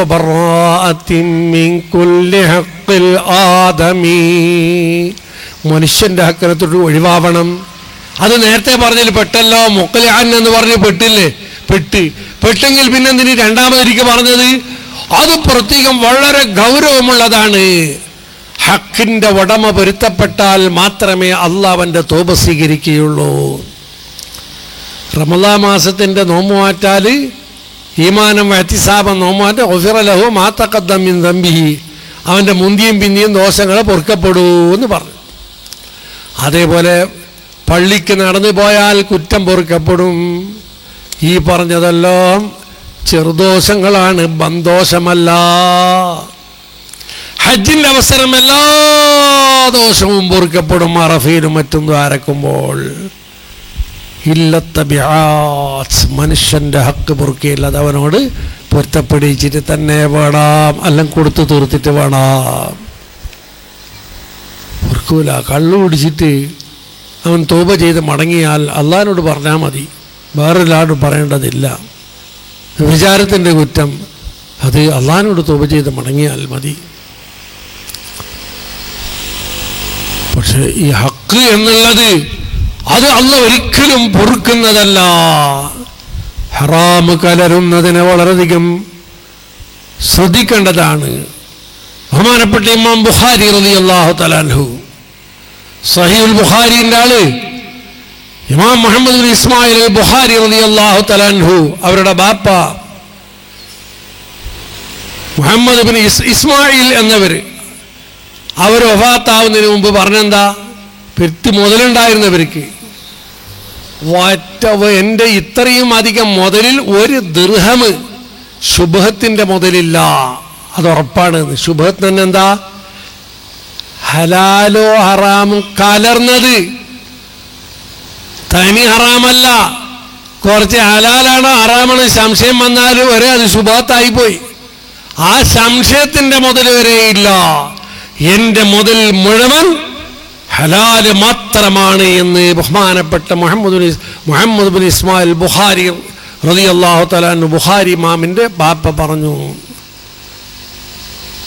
അങ്ങനെ വാപ്പാന്റെ മുതൽ അങ്ങനെയാണ്. ആ മുതൽ തിന്ന് ജനിച്ച ഇസ്മായിലുൽ ബുഖാരിക്ക് ജനിച്ചവരാണ് ബഹുമാനപ്പെട്ട മുഹമ്മദ് എന്നവര്. അവരെത്ര വലിയ സ്ഥാനത്തെത്തി. വാപ്പാന്റെ സ്വത്ത് നല്ലതാവണം, മക്കളും നല്ലവരാകുന്നു. അതാ പറഞ്ഞത് മുനാക്കഹാത്ത് പറകെ വെച്ചു, മുആമലാത്ത് അതിനു മുമ്പ്. മുആമലാത്ത് ശരിയാവട്ടെ.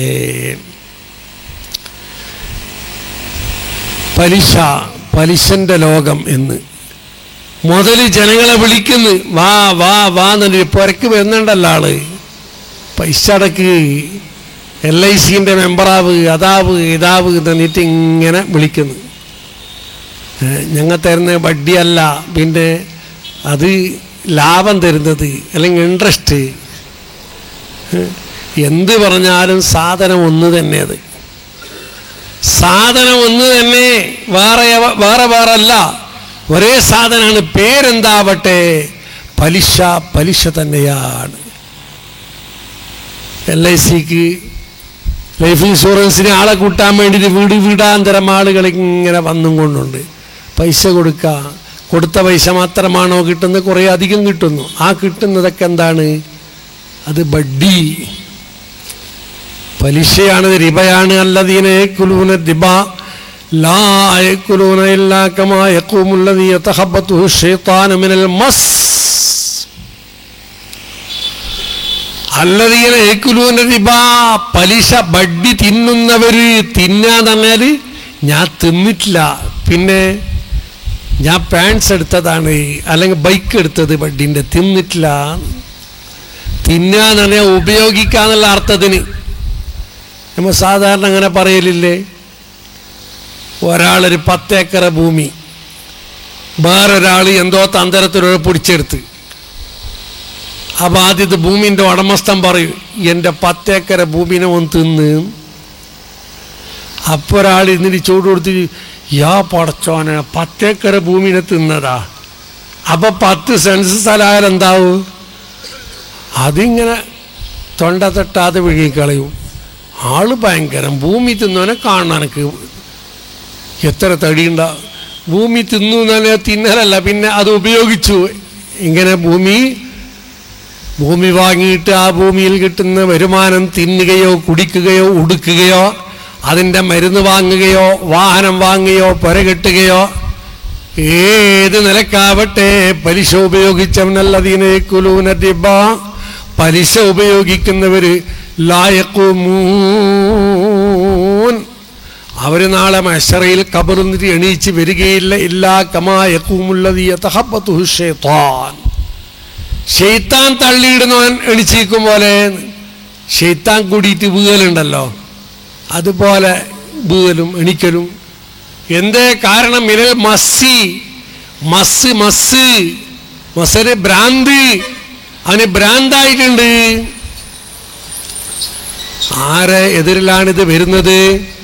അമ്പിയാക്കളും മുർസലീങ്ങളും സാലിഹീങ്ങളും ഔലിയാക്കളും എല്ലാവരുമുണ്ട് മഹ്ശറയിൽ. അവ്വലീങ്ങളുണ്ട്, ആഖിരീങ്ങളുണ്ട്, നമ്മളെ കുടുംബക്കാരുണ്ട്, അയൽവാസികളുണ്ട്, നാട്ടുകാരുണ്ട്, നമ്മളെ ബിസിനസ്സിൻ്റെ പാർട്ട്ണർമാരുണ്ട്, ചങ്ങായിമാരുണ്ട്, എല്ലാവരുമുണ്ട്. അവരുടെ ഇടയിൽ പോകുമ്പോൾ എത്രയും മാന്യനായിട്ട് പോകാൻ വേണ്ടി ദുനിയാവിൽ ശ്രമിച്ചു. ഞാൻ പറയുന്ന വാക്ക് എന്തെങ്കിലും അർത്ഥമില്ലാത്തായിക്കൂടാ. എന്നൊന്നും തിരിയാത്തവനല്ലേ ഭ്രാന്തനെന്ന് ജനങ്ങൾ പറയുന്നത് എനിക്ക് വലിയ അപമാനമാണെന്ന് ദുനിയാവിൽ കരുതിയ ആ ചങ്ങായിമാരുടെ മുഴുവൻ ആളുകളുടെയും മുന്നിൽ ഇവൻ വരുന്നത് മഹ്ശറിലേക്ക് ബഡ്ഡി തിന്നവൻ ഭ്രാന്തനായിട്ടാണ്. അല്ലാഹു ഖുർആനിൽ പറയുന്നു ഭ്രാന്തനായിട്ട്. മാത്രമല്ല അവൻ്റെ അവസ്ഥ എന്ത്? ഫഇല്ലം തഫഅലു വലൻ തഫഅലു ഫഇല്ലം തഫഅലു ഫഅദനു ബിഹർബിൻ മിനല്ലാഹ്. ബഡ്ഡി തിന്ന് നിർത്തണം, ബഡ്ഡിൻ്റെ ഇടപാട് നിർത്തണം എന്ന് അല്ലാഹു തആല ഖുർആനിൽ പറഞ്ഞു. ജാഹിലിയായ കാലത്ത് ഈ നിയമം വരുന്നതിന് മുമ്പ് നിങ്ങൾ ബഡ്ഡിക്ക് പൈസ കൊടുത്തിട്ടുണ്ടെങ്കിൽ അത് വാങ്ങിയിട്ടില്ലെങ്കിൽ ഇനി വാങ്ങരുതേ, അതൊക്കെ ഉപേക്ഷിച്ച് കളയൂ. ബഡ്ഡിൻ്റെ മോശമായ എല്ലാ ഭാഗങ്ങളെയും വിവരിച്ചിട്ട് അല്ലാഹു തആല പറയുന്നു, നിങ്ങൾ ബഡ്ഡിയിൽ നിന്ന് ഒഴിഞ്ഞു നിൽക്കുന്നില്ലേ? ഈ ഖുർആൻ കേട്ടിട്ടും വഅദ് കേട്ടിട്ടും അല്ലാഹു നബിന്റെ ഉപദേശം കേട്ടിട്ടും നിങ്ങൾ നിർത്തുന്നില്ലേ? ബഡ്ഡി നിർത്തുന്നില്ലേ? എന്നാൽ ഫഅദറു ബിഹർബിൻ മിനല്ലാഹ്, അള്ളാഹിനോട് യുദ്ധം ചെയ്യാൻ ഒരുങ്ങിക്കോളൂ. അള്ളാഹ് യുദ്ധം ചെയ്യാൻ വേണ്ടി വിളിച്ച്. യുദ്ധം ചെയ്യുന്ന ആരോട്? ശത്രുക്കളോട്. അപ്പൊ ഇവൻ ഈ ബഡ്ഡി എടുക്കുന്ന ആള് അള്ളാന്റെ ശത്രു, അള്ളാന്റെ പകക്കാരൻ. അള്ള പക ഒരു മനുഷ്യരോട് വെച്ചാൽ എന്താവും?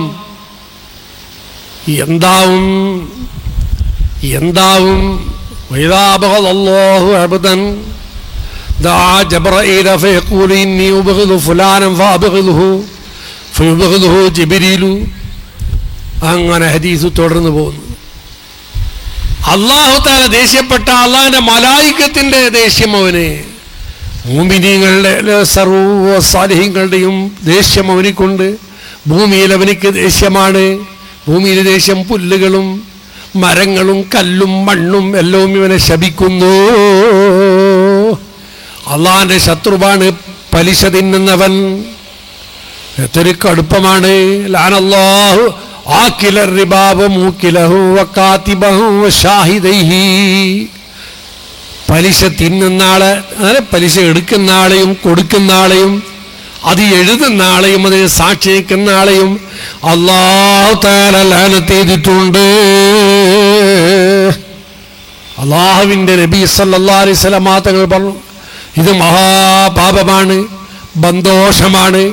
അല്ലാഹു ലഅനത്ത് ചെയ്ത, അല്ലാഹു യുദ്ധം കൊണ്ട് അറിയിച്ച ഈ കൂട്ടർ ചെയ്യുന്നത് വലിയ ബന്ധോഷമാണ്.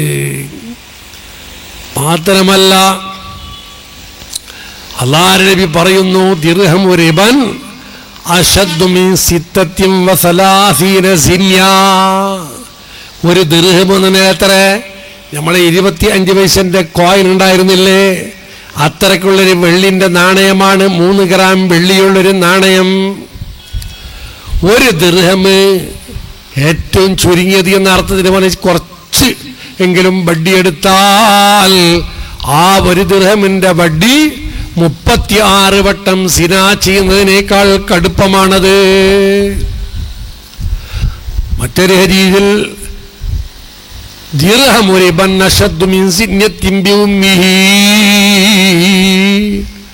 ഒരു ദിർഹം പലിശ വാങ്ങൽ അത് ഉമ്മാക്ക് വ്യഭിചരിക്കുന്നതിനേക്കാൾ കടുപ്പമാണ്. വ്യഭിചാരമെന്ന കുറ്റവും ഉമ്മ എന്ന ഹക്കവൻ കണക്കിലെടുക്കാത്തതും എത്ര വലിയ മഹാപാപമാണ്. ഉമ്മയുമായി വ്യഭിചരിക്കൽ അതിനേക്കാൾ കടുപ്പമാണ്. വെറും ഒരു ദിർഹം മാത്രം പലിശ വാങ്ങൽ, ബഡ്ഡി വാങ്ങൽ എന്ന് അഷ്റഫുൽ ഖൽഖ് തആഹ റസൂലുള്ളാഹി സ്വല്ലല്ലാഹു അലൈഹി വസല്ലം തങ്ങൾ പറയുമ്പോൾ പലിശ വന്നു പോകുന്ന മാർഗങ്ങൾ ഏതെല്ലാമുണ്ട് അതെല്ലാം മനസ്സിലാക്കിയത് പൂർണ്ണമായിട്ട് നമ്മൾ ഉപേക്ഷിക്കണം സഹോദരന്മാരെ. നേരത്തെ ഇവിടെ ആലിക്കുഞ്ഞി സക്കാഫി പറഞ്ഞ്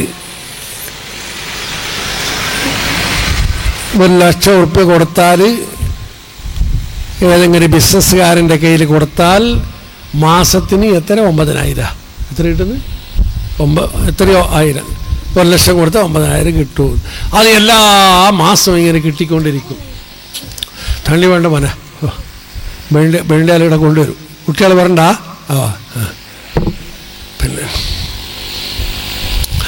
പിന്നെ അപ്പം എന്തോ പറഞ്ഞു, 1,00,000 ഉറുപ്പ്യ കൊടുത്താൽ മാസത്തിന് 9,000 ഉറുപ്പ്യ കിട്ടുമോ? വേണ്ട, 9,000 1,000 ഉറുപ്പ്യ തന്നെ കിട്ടിയെന്നൊക്കെ ബിസിനസ്സുകാരൻ്റെ കയ്യിൽ കൊടുക്കുന്നത്. മാസം മാസം അവൻ തരുന്ന ഫിക്സ് ഇത്ര. ഇത് തന്നെയാണ് ബഡ്ഡി. അല്ല കച്ചവടത്തിന് കിട്ടുന്ന ലാഭത്തിൻ്റെ തരുന്നത്. എല്ലാ മാസവും ഈ 9,000 അല്ലെങ്കിൽ 5,000 അത്ര കിട്ടുമെന്ന്. അതെന്ത് എല്ലാ മാസവും അങ്ങനെ കിട്ടുന്നത്? എന്ത് കച്ചവടം അങ്ങനത്തത്? അല്ല, അത്ര കിട്ടിയിട്ട് അങ്ങനെ വരുന്നുണ്ടത്. അതെങ്ങനെ അങ്ങനെ വരുന്നത്? കച്ചവടം എന്ന് പറഞ്ഞാൽ അതിൽ അധികരിക്കലും കുറയലും, ചില മാസത്തിൽ തീരെ ലാഭമില്ല, പിന്നെ ചില മാസത്തിൽ നഷ്ടം. അതൊന്നും അറിയില്ല. അതൊന്നും നിങ്ങൾ നോക്കേണ്ടതില്ല ഉസ്താദേ. ചിലപ്പോൾ ഒരു ഉസ്താദായിരിക്കും ഈ കച്ചവടത്തിന് പൈസ കൊടുക്കുന്ന ആൾ. അതൊന്നും നിങ്ങൾ നോക്കേണ്ടതില്ല, ഞാൻ അതൊക്കെ ശരിയാക്കിയിട്ട് തരുന്നുണ്ട് എന്ന്. അല്ല ശരിയാക്കാത്തന്നെ നീ എങ്ങനെ ശരിയാക്ക? അല്ല പറഞ്ഞത് തെറ്റ്, നീ എങ്ങനെ ശരിയാക്കലെങ്ങനെ? മാസം മാസം ഫിക്സ് ഇത്ര. അത് റിബ, തനി റിബ, പലിശ, സംശയമില്ല. കച്ചവടാക്കുന്ന ബിസിനസ്സാക്കുന്നു പറയുന്ന അങ്ങനെ ഒന്നുണ്ട്. ബിസിനസ് എന്ത് ബിസിനസ്? അത് ഞങ്ങൾക്ക് പല കച്ചവടമുണ്ട്, നിങ്ങൾ എന്തെന്ന് നോക്കേണ്ടതില്ല. ഞങ്ങൾ പല കച്ചവടത്തിൽ കിട്ടുന്ന ലാഭം തരുന്നത് ഞങ്ങൾ. ആട്ടെ, ലാഭം തന്നാൽ ഈ ഫിക്സ് അങ്ങനെ, അത് ശരിയല്ല, അത് തെറ്റ്. ഇനി ഫിക്സ് അല്ല എങ്കിൽ ഇന്ന് ഇപ്പോൾ 1,00,000 ഇത്രയാണ്, നാളെ ഇത്ര അങ്ങനെ കണക്കാക്കിയിട്ട് അങ്ങനെ കൊടുക്കുക. അങ്ങനെ ഒരു കച്ചവടമാണ്. കച്ചവടം വാസ്തവത്തിൽ കച്ചവടം ഇല്ല. പിന്നെ അത് പൈസ കച്ചവടം മാത്രമാണ്. പലരിൽ നിന്നും പൈസ വാങ്ങിയിട്ട് ഒരു ഭാഗത്ത് വട്ടി വാങ്ങിയിട്ട് പിന്നെ ഒരു ഭാഗത്തേക്ക് കൊടുത്ത് ഇങ്ങനത്തെ എന്താ ഈ ഷെയർ മാർക്കറ്റ് എന്ന് പറയുന്നത് ഒരുപാടുണ്ട്, എന്തെല്ലാം വിധത്തിലുണ്ട്. അതിലൊക്കെ എന്താണ് കച്ചവടം എന്ന് വെറുതെ പറയും, പൈസൻ്റെ ഒരു തിരിമറി മാത്രം. അതിന് അങ്ങോട്ടൊക്കെ പറഞ്ഞു ഊഹ കച്ചവടം എന്നറിയലുണ്ട്. ഊഹ കച്ചവടം, കച്ചവടം ഉള്ളതായിട്ട് ഊഹിക്കുക. അത്ര ആയാലും ഇങ്ങനെ ഇത്ര കിട്ടും, ഇത്ര ആയാലും ഇത്ര കിട്ടും, അപ്പോൾ ഇത്രയും എന്താക്കുക, അതിന് ലാഭം കണക്കാക്കുക. ഇതൊക്കെ എന്താണ് ഹറാമാണ്. പിന്നെ ഇപ്പോൾ പുതിയ പുതിയ പുതിയ ബിസിനസ് എന്തെല്ലാം ഉണ്ട്, സ്കീമാക്കുന്ന പറഞ്ഞിട്ട് സ്കീം. കുറേ ആൾ പറയുന്നു സ്കീം, പൈസ മാസം മാസം അടക്കണം, അല്ലെങ്കിൽ ആഴ്ചക്ക് വാരത്തിലടക്കണം, അല്ലെങ്കിൽ മാസത്തിലടക്കണം. എത്ര? വാരത്തിന് 200 അല്ലെങ്കിൽ 300 അല്ലെങ്കിൽ 500, എത്ര ആവട്ടെ അടക്കണം. കുറേ മെമ്പർമാരുണ്ട്. കുറേ മെമ്പർമാരുണ്ടെങ്കിൽ അതിനെന്താക്കും, നറുക്കെടുക്കും. നറുക്കെടുത്തിട്ട് നറുക്ക് വന്ന ആൾക്ക് കിട്ടുന്നത് ഒരു ബൈക്ക് ആയിരിക്കും. കിട്ടിക്കഴിഞ്ഞാൽ പിന്നെ അവൻ പൈസ കൊടുക്കണ്ട. അല്ലെങ്കിൽ ഒരു വാഷിംഗ് മെഷീൻ, അല്ലെങ്കിൽ ഒരു ഫ്രിഡ്ജ് കിട്ടുന്നു, അല്ലെങ്കിൽ ഒരു കാറ് കിട്ടുന്നു, അല്ലെങ്കിൽ സ്വർണം കിട്ടുന്നു, കൊടുക്കുക. കൊടുത്ത് കിട്ടുന്നില്ല എന്നില്ല. ഈ പിന്നെ കാറിലൊക്കെ വിളിച്ച് വന്നൊരു ലോട്ടറി ഉണ്ടല്ലോ, അത് കിട്ടിയാൽ കിട്ടിയില്ലെങ്കിലില്ല. അങ്ങനെ തന്നെ ഇത് കിട്ടും ഉറപ്പന്നെ. എന്ത് കിട്ടുന്നത്? അത് ചിലപ്പോൾ ഇസ്തിരി പെട്ടിയായിരിക്കും, പിന്നെ ചിലപ്പോൾ ബെൻസ് കാറായിരിക്കും. എത്ര വ്യത്യാസം ഇസ്തിരി പെട്ടും ബെൻസ് കാറുമായിട്ട്. അപ്പോൾ എല്ലാവർക്കും പ്രതീക്ഷ ബെൻസ് കാറ് കിട്ടൂ. പിന്നെ കിട്ടിക്കഴിഞ്ഞാൽ പിന്നെ പൈസ അടക്കണ്ടല്ലോ. ബെൻസ് കാർ ഇവന് കിട്ടുന്നത് ചിലപ്പോൾ ഒരു 5000 ഉറുപ്പ്യക്കായിരിക്കും, അല്ലെങ്കിൽ 10,000 ഉറുപ്പ്യക്കായിരിക്കും കിട്ടുന്നത്. ഇസ്തിരി പെട്ടി കിട്ടുന്നത് 50 ഉറുപ്പ്യക്കായിരിക്കും, അല്ലെങ്കിൽ 100 ഉറുപ്പ്യക്കായിരിക്കും.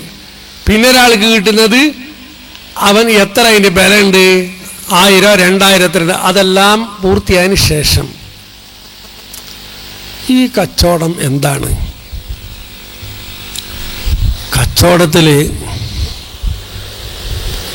കച്ചവടത്തിന് സീറ വേണമെന്നേ. ബേത്തു ഇഷ്ടറയിത്തു സീറ വേണം. പോട്ടെ, അതിൽ മുഅത്താത്തിൻ്റെ ഖിലാഫ് ഉണ്ടെന്നറിയാം. അവിടെ അങ്ങനെങ്കിലും ഒപ്പിക്കാം. വാചകം ഇല്ലാതെ അങ്ങോട്ട് എടുക്കലും കൊടുക്കലുമായാൽ മുഹക്കറാത്തിൽ ഒക്കെ സാധാരണ ജനങ്ങൾ മുഅത്താത്ത് കണക്കാക്കുന്നതിനൊക്കെ അത് പറ്റും അറിഞ്ഞ് അങ്ങനെയെങ്കിലും ഒന്നുണ്ടെങ്കിൽ ആശ്വാസമായിരുന്നു. അതുമില്ല. അപ്പോൾ സീറ. പിന്നെ ഇടപാട് നടത്തുന്നതും നടത്തപ്പെടുന്നതും 2 ആൾ, അതായത് വിൽക്കുന്ന ആളും വിലക്കെടുക്കുന്ന ആളും 2 ആൾ വേണ്ടേ? വാടക കൊടുക്കുന്ന ആൾ, വാടക എടുക്കുന്ന ആൾ, അതാണ് ആട്ടിദാനി. പിന്നെ വിൽക്കുന്ന വസ്തുവാണല്ലോ, വസ്തു വേണം. വസ്തു ഇല്ലാണ്ട് ഞാൻ 5000 ഉറുപ്പ്യക്ക് നിനക്ക് വിറ്റ് ഞാനത് കബൂൽ, എന്തുമില്ല, വിറ്റത് എത്ര, ഇതിനർത്ഥമുണ്ട്. ഒരു വസ്തു വേണം. അപ്പോൾ വസ്തു വേണമെന്ന് ഈ വസ്തുവിന് ഷർത്ത് എത്ര ഉണ്ട്? വിൽക്കപ്പെടുന്ന വസ്തു അതിന് എന്തെല്ലാം ഷർത്തുണ്ട്? പല ഷർത്തുണ്ട്. രജിസാൻ പറ്റും, അങ്ങനെ കുറേ ഷർത്തുണ്ടല്ലോ. അതോടുകൂടെ ഈ മഅഖൂദ് അലൈഹിയായ വസ്തു 2 ഉണ്ട്, സമന് മുസമ്മന്.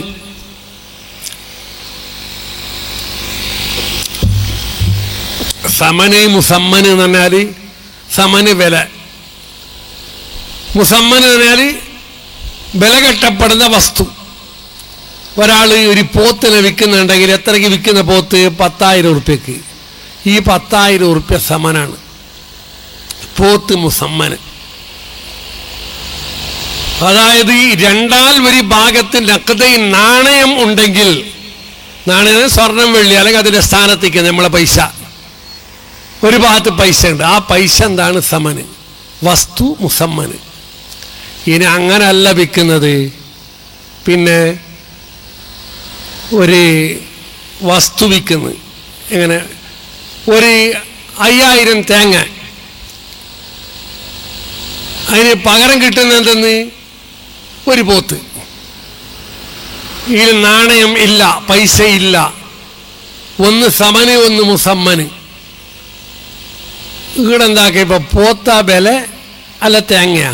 സമനേത് മുസമ്മനേത്? രണ്ടും ചരക്കാണല്ലോ. അപ്പം നമ്മൾ അറബി ഭാഷയിൽ പറയുന്നുണ്ടെങ്കിൽ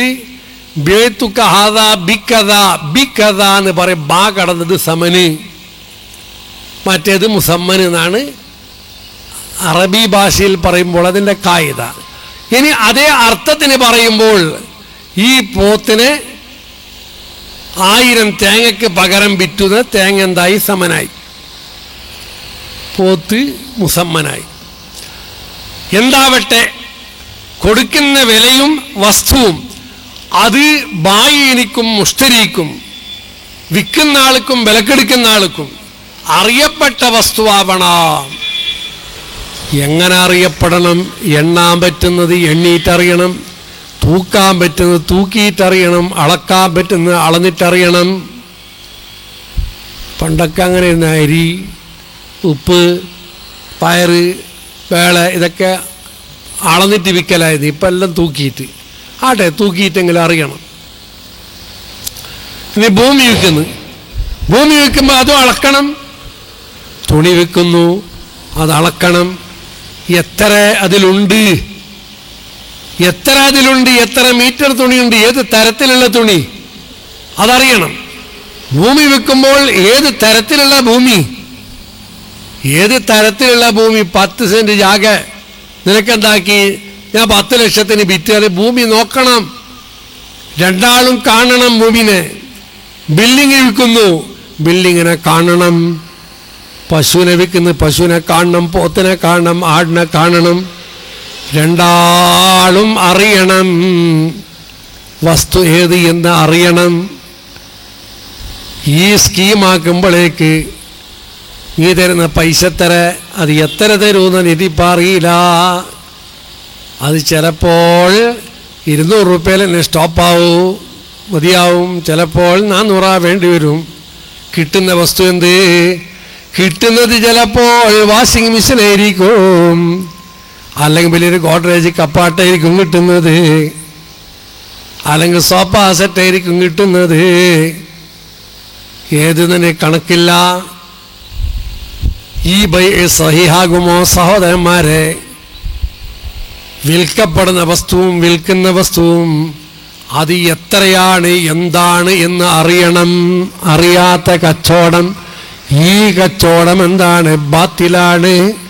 ഇത് സഹിഹല്ല. ഈ സ്കീം എന്തല്ല? സഹിഹല്ല. ഇത് ബാത്തിലായ കച്ചവടമാണ് സഹോദരന്മാരെ, ഫാസിദായ കച്ചവടമാണ്. മാത്രമല്ല, ഈ തരത്തിൽ സ്കീം വെച്ച് നടത്തുമ്പോൾ അതൊരു മത്സരം പോലെയാണ്, ഹറാമാണ്, മൈസിറാണത്. മൈസിർ, ഇന്നമൽ ഹംറു വൽ മൈസിറു എന്നല്ലേ. മൈസിർ, മൈസിർ എന്ന് പറഞ്ഞാൽ എന്ത്? തഫ്സീറുകളിൽ കാണാം. ഈ ആയത്തിൻ്റെ തഫ്സീറിൽ രണ്ടാൾ കളിക്കൽ, ആ കളിയിൽ ജയിച്ചോന് ലാഭം. അതേപോലെ ഈ നറുക്കിട്ട് ജയിക്കലും അതുപോലെ തന്നെയാണ് ലാഭം. എങ്ങനെ? ചില ആൾ ഈ മൈസിർ എന്നുള്ള കളി, പണ്ടത്തെ ജാഹിലിയാക്കള കളി കളിക്കുമ്പോൾ ജയിച്ച ആൾക്ക് തോറ്റാള് അവൻ്റെ സർവസ്വത്തും, തോട്ടമോ ഭൂമിയോ ബിൽഡിങ്ങോ എന്ത് ഉണ്ടെങ്കിൽ അതെല്ലാം കൊടുക്കുക. മാത്രമല്ല അവൻ്റെ ഭാര്യയും മക്കളെയും വരെ മറ്റവന് വിട്ടുകൊടുക്കുക ജയിച്ചവന്. ഇതൊരു തരത്തിലുള്ള കളി. തഫ്സീർ നോക്കണം, ഈ ആയത്തിൻ്റെ തഫ്സീറിൽ കാണാം. അപ്പം ഇവനെന്തായി? നഷ്ടം തിരിഞ്ഞ് പിന്നെയും ബസ് സ്റ്റാൻഡിൽ കിടക്കണം. അങ്ങനത്തെ ഒരു തരം കളി ഒന്ന്. പിന്നൊരു തരം കളി മനസ്സിലാക്കണത്, ഒരു ഒട്ടകത്തിന് അർക്ക. ഒരു ഒട്ടകത്തിനെ അർത്തിട്ട് 28 ഓഹരിയാക്കും അതിനെ. ഇതിന് 10 നറുക്ക് എടുക്കും. ഒരസിലാമ്പ് ചെറിയ ചെറിയ വടികളുണ്ടായിരുന്നു. എന്താവട്ടെ, ഇനിയിപ്പം ഉദാഹരണമായിട്ട് 10 നറുക്ക് ഉദാഹരണം പറയാം. 10 നറുക്കിൽ എന്താ കുറയോ? 1 മുതൽ 7 വരെ നമ്പർ, പിന്നെ 3 0. 28 ഓഹരി വെച്ചിട്ട് 28 ഓഹരി ബാറാക്കി. അത് കഴിഞ്ഞിട്ട് നറുക്കെടുക്കുക. നറുക്കെടുത്ത് നമ്പർ 1 വന്ന ആൾക്ക് 1 ഓഹരി, 2 വന്ന ആൾക്ക് 2 ഓഹരി, 3 വന്ന ആൾക്ക് 3, അങ്ങനെ 7 വരെ. അപ്പം എത്രയായി? 1 2 3 3 3 6 6 4 10 6 4 10 10 5 15 15 6 21 21 7 28 28 ഒരു തീർന്നു നറുക്കിൽ 3 0 വന്നല്ലോ അവർക്ക് ഒന്നുമില്ല എന്ന് മാത്രമല്ല ഈ കച്ചവടത്തിൻ്റെ സംഘത്തിന് 0 വന്നാൽ ഓരോ ആളും ഓരോ ഒട്ടകം കൊടുക്കണം. അപ്പോൾ 3 ആളത് 3 ഒട്ടകം കിട്ടി. ഇതൊരു കളി. എന്നിട്ട് ഈ ഇറച്ചി കിട്ടിയ ഓഹരി കിട്ടിയ നറുക്കിൽ കിട്ടിയ ഇറച്ചും ഈ 3 ഒട്ടകത്തിനെയും എന്ത് ചെയ്യും അവര്? അതിനെ ആ 3 ഒട്ടകത്തിയർക്കും ഇതും ഇറച്ചെല്ലാം ഒരുമിച്ച് 4 ഒട്ടകത്തിൻ്റെ ഇറച്ചായി. എന്നിട്ട് ഇതിൽ നിന്ന് കഴിവുള്ള ആൾ ആരെടുക്കൂല? പരമ പാവപ്പെട്ട മിസ്കിന്മാര് ഫക്കീറന്മാര് ആരുണ്ട് അവർക്ക് ദാനം ചെയ്യലാണ്. തഫ്സീർ ഖാസിനിലും മറ്റൊക്കെ നോക്കിയാൽ കാണാം. അങ്ങനെ കൊടുക്കും. നങ്ങ പിന്നെ നറുക്ക് സേറിയിട്ട് നങ്ങ അത് സ്വന്തം എടുക്കുകയൊക്കെ അല്ല, പള്ളി കെട്ടുപാട്ടാണ്. അല്ലെങ്കിൽ പാവത്തങ്ങ് സായാക്കട വാൾപ്പാട്ട തീരാത്ത പെൺമക്കളുള്ളറേ അങ്ങകല്ല കൊടുക്കടേ ആവോ. ഈ 28 ഓഹരിയും 3 ഒട്ടകത്തിന്റെ ഇറച്ചും പാവങ്ങൾക്കാണ് കൊടുക്കുന്നത്. ഇനി കൂടാത്ത ആൾക്ക് അവർ പേര് വെച്ചിരുന്നത് എന്തറിയോ? ബിർമ് എന്ന് പേര്. ബിർമ് എന്ന് പറഞ്ഞാൽ എന്തിപ്പാ അണ്ടബഹീല് അല്ലേ, അങ്ങനെ ഒരു പറച്ചല്ല നാട്ടിൽ അണ്ടബഹീൽ. അണ്ടബഹീലിന് പിന്നെ ഓനെ പോലത്തെ ബഹീൽ ലോകത്തിലില്ല, അങ്ങനത്തെ ബഹീൽ. ഇനി കൂടാത്ത ആള് പാവങ്ങൾക്ക് സഹായമാണ് കിട്ടുന്നത്. അതിനെപ്പറ്റിയാണ് അല്ലാഹു തആല പറഞ്ഞത് റിജ്സും മിൻ അമലി ശൈത്താൻ ഇന്നമൽ ഖംറു വൽ മൈസിറു വൽ അൻസാബു വൽ അസ്ലാമു റിജ്സും മിൻ അമലി ശൈത്താൻ. അത് റിജ്സാണ്, നജ്സാണ്, ശൈത്താന്റെ പ്രവൃത്തിയാണത്. അത് പാടില്ല. എന്ത്? പാവങ്ങളെ സഹായിക്കാത്തത് കൊണ്ടാണോ? അല്ല പള്ളി കെട്ടാത്തത് കൊണ്ടാണോ? ഇത് പാടുള്ളതല്ല, ഹറാമാണ്. ഈ തഫ്സീറുകൾ ഇങ്ങനെ കുറെ ഉണ്ടല്ലോ. അല്ലാമ തന്താവിക്കൊരു തഫ്സീറുണ്ട്. അയാള് തഫ്സീർ തന്താവിയിൽ ഈ 2 കിസ്മും പറഞ്ഞു. ഇത് ഒന്നാമത്തത് കുടുംബം തന്നെ നഷ്ടപ്പെട്ടു എന്നത്, രണ്ടാമത്തെ ഈ ഒട്ടകത്തിന് അർത്ഥത്തിലുള്ള അത് പറഞ്ഞിട്ട് പിന്നെ അയാൾ പറയുന്നു അൽ ഖിസ്മു സാലിസു മിൻ മയാസീരിഹിം. അന്നത്തെ ജാഹിലിയാക്കളെ മൈസറുകളിൽ 3-ാമത്തെ അംശം അൽ മുസമ്മ ബി യാനസീബ് ഔ ലോട്ടറി. യാനസീബ് എന്നോ ലോട്ടറി എന്നോ പറയുന്നില്ലേ, അതാണ് 3-ാമത്തത്. രാമ തന്താവി പറഞ്ഞതാണ് ഈ ലഫ്ദ് അൽ ഖിസ്മു സാലിസ് പറഞ്ഞത്. ലോട്ടറി ഇങ്ങനെയുള്ള എത്ര ലോട്ടറികൾ, പിന്നെ പുതിയ പുതിയ എന്തെല്ലാം ഉണ്ട്. അത് എന്തെന്ന് ഓരോന്ന് എടുത്ത് പറഞ്ഞാലേ അറിയൂ. അങ്ങനെ ഇത് ശരി ആണ് എന്ന് ന്യായീകരിക്കാൻ വേണ്ടിയിട്ട് ഒരു കൂട്ടർ വന്ന് അവൻ എന്നോട് പറഞ്ഞ് കുറച്ച് സമയം പോകണം, ഇത് പറയണമെങ്കിൽ ഒരു അരമണിക്കൂർ പോകണം, 1.5 മണിക്കൂർ വേണം പറഞ്ഞോളൂ. അങ്ങനെ വിവരിച്ചു.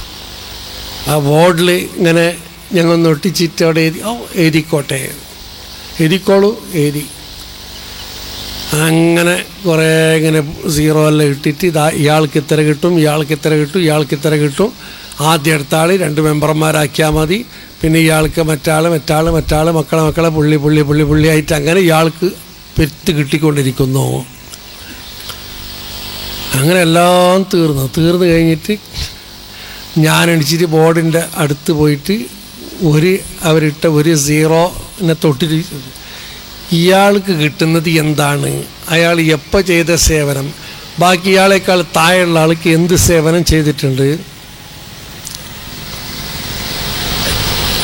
അത് ഞങ്ങൾ മനസ്സിലാക്കിയിട്ടുണ്ടായിട്ടില്ല.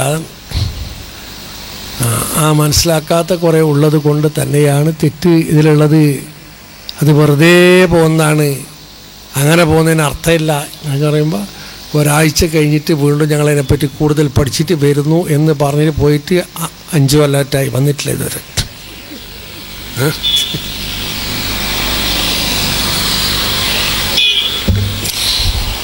ഇങ്ങനത്തൊക്കെ കുറേ ഏർപ്പാടുകളുണ്ട്.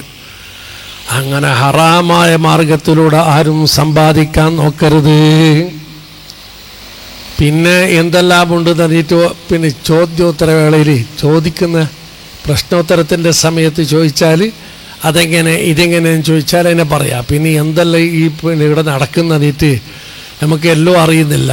എല്ലാം അറിഞ്ഞില്ല പുതിയ ഒന്ന് കൊണ്ടുവന്നാലോ കുല്ലിയായ ഹുക്മ നമ്മുടെ ഫിഖ്ഹിൻ്റെ കിതാബുകൾ പറഞ്ഞു വെച്ചിട്ടുണ്ട്.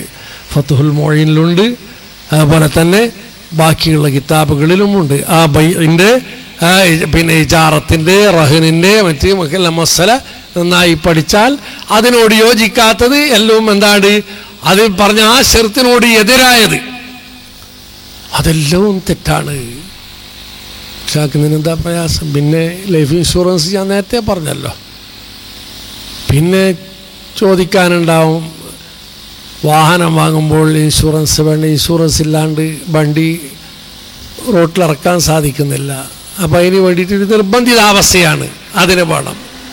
പിന്നെ ഇൻഷുറൻസിന് പൈസ അടച്ചിട്ട് അത് കിട്ടുന്നത് അതൊക്കെ പൈസ കച്ചവടമാണ്. ഈ പൈസ കച്ചവടം തന്നെയാണ് ഈ റിബ എന്ന് പറഞ്ഞാൽ. പിന്നെ എവിടെയെങ്കിലും വാഹനത്തിൻ്റെ അപകടത്തിൽപ്പെട്ട ആൾ ഈ വണ്ടിയായിട്ട് ഒരു ബന്ധം ഉണ്ടായിരിക്കില്ല. ചിലപ്പോൾ 5 മിനിറ്റിൻ്റെ ബന്ധം മാത്രം. വാഹനത്തിൽ കയറിയിരുന്ന് 5 മിനിറ്റ് ആകുമ്പോഴേക്ക് മുട്ടി, കൈ പൊളിഞ്ഞ് അല്ലെങ്കിൽ കാല് പൊളിഞ്ഞ്, അവനും കിട്ടി പൈസ. അവനും ഇൻഷുറൻസായിട്ട് ഒരു ബന്ധമില്ല, വാഹനമായിട്ട് ബന്ധമില്ല. അങ്ങനെയൊക്കെ കിട്ടുന്നത് അതൊരു പരിഹാരം എന്ന നിലയ്ക്ക് അങ്ങനെ സ്വീകരിക്കാൻ നിൽക്കാം. ഒരു പരിഹാരം എന്ന നിലയ്ക്ക് സ്വീകരിക്കുന്നതിന് വിരോധമുണ്ടോ? അപ്പം അതിനും മസല പറഞ്ഞിട്ടുണ്ട്.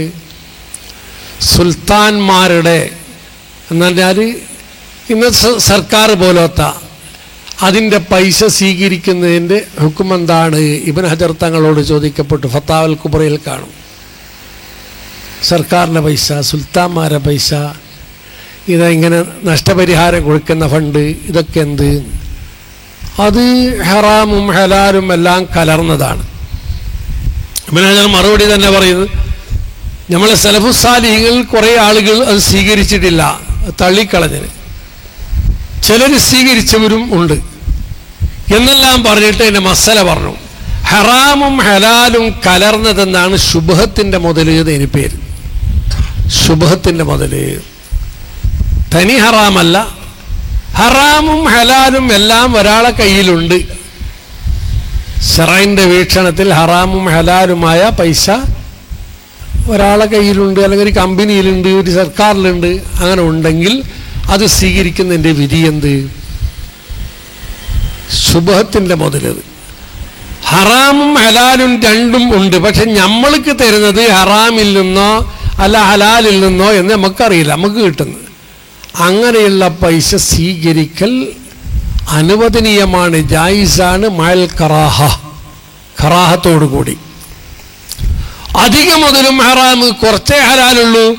എന്നാലും ഈ സ്ഥലത്ത് ഗസാലി ഇമാം തങ്ങൾ പറഞ്ഞു, ശുബ്ഹത്ത് മുതലിൽ ഹറാമ് അധികമായാൽ ആ മുതൽ സ്വീകരിക്കൽ ഹറാമാണ് എന്ന് ഗസാലി ഇമാം ഇഹിയിൽ പറഞ്ഞിട്ടുണ്ട്.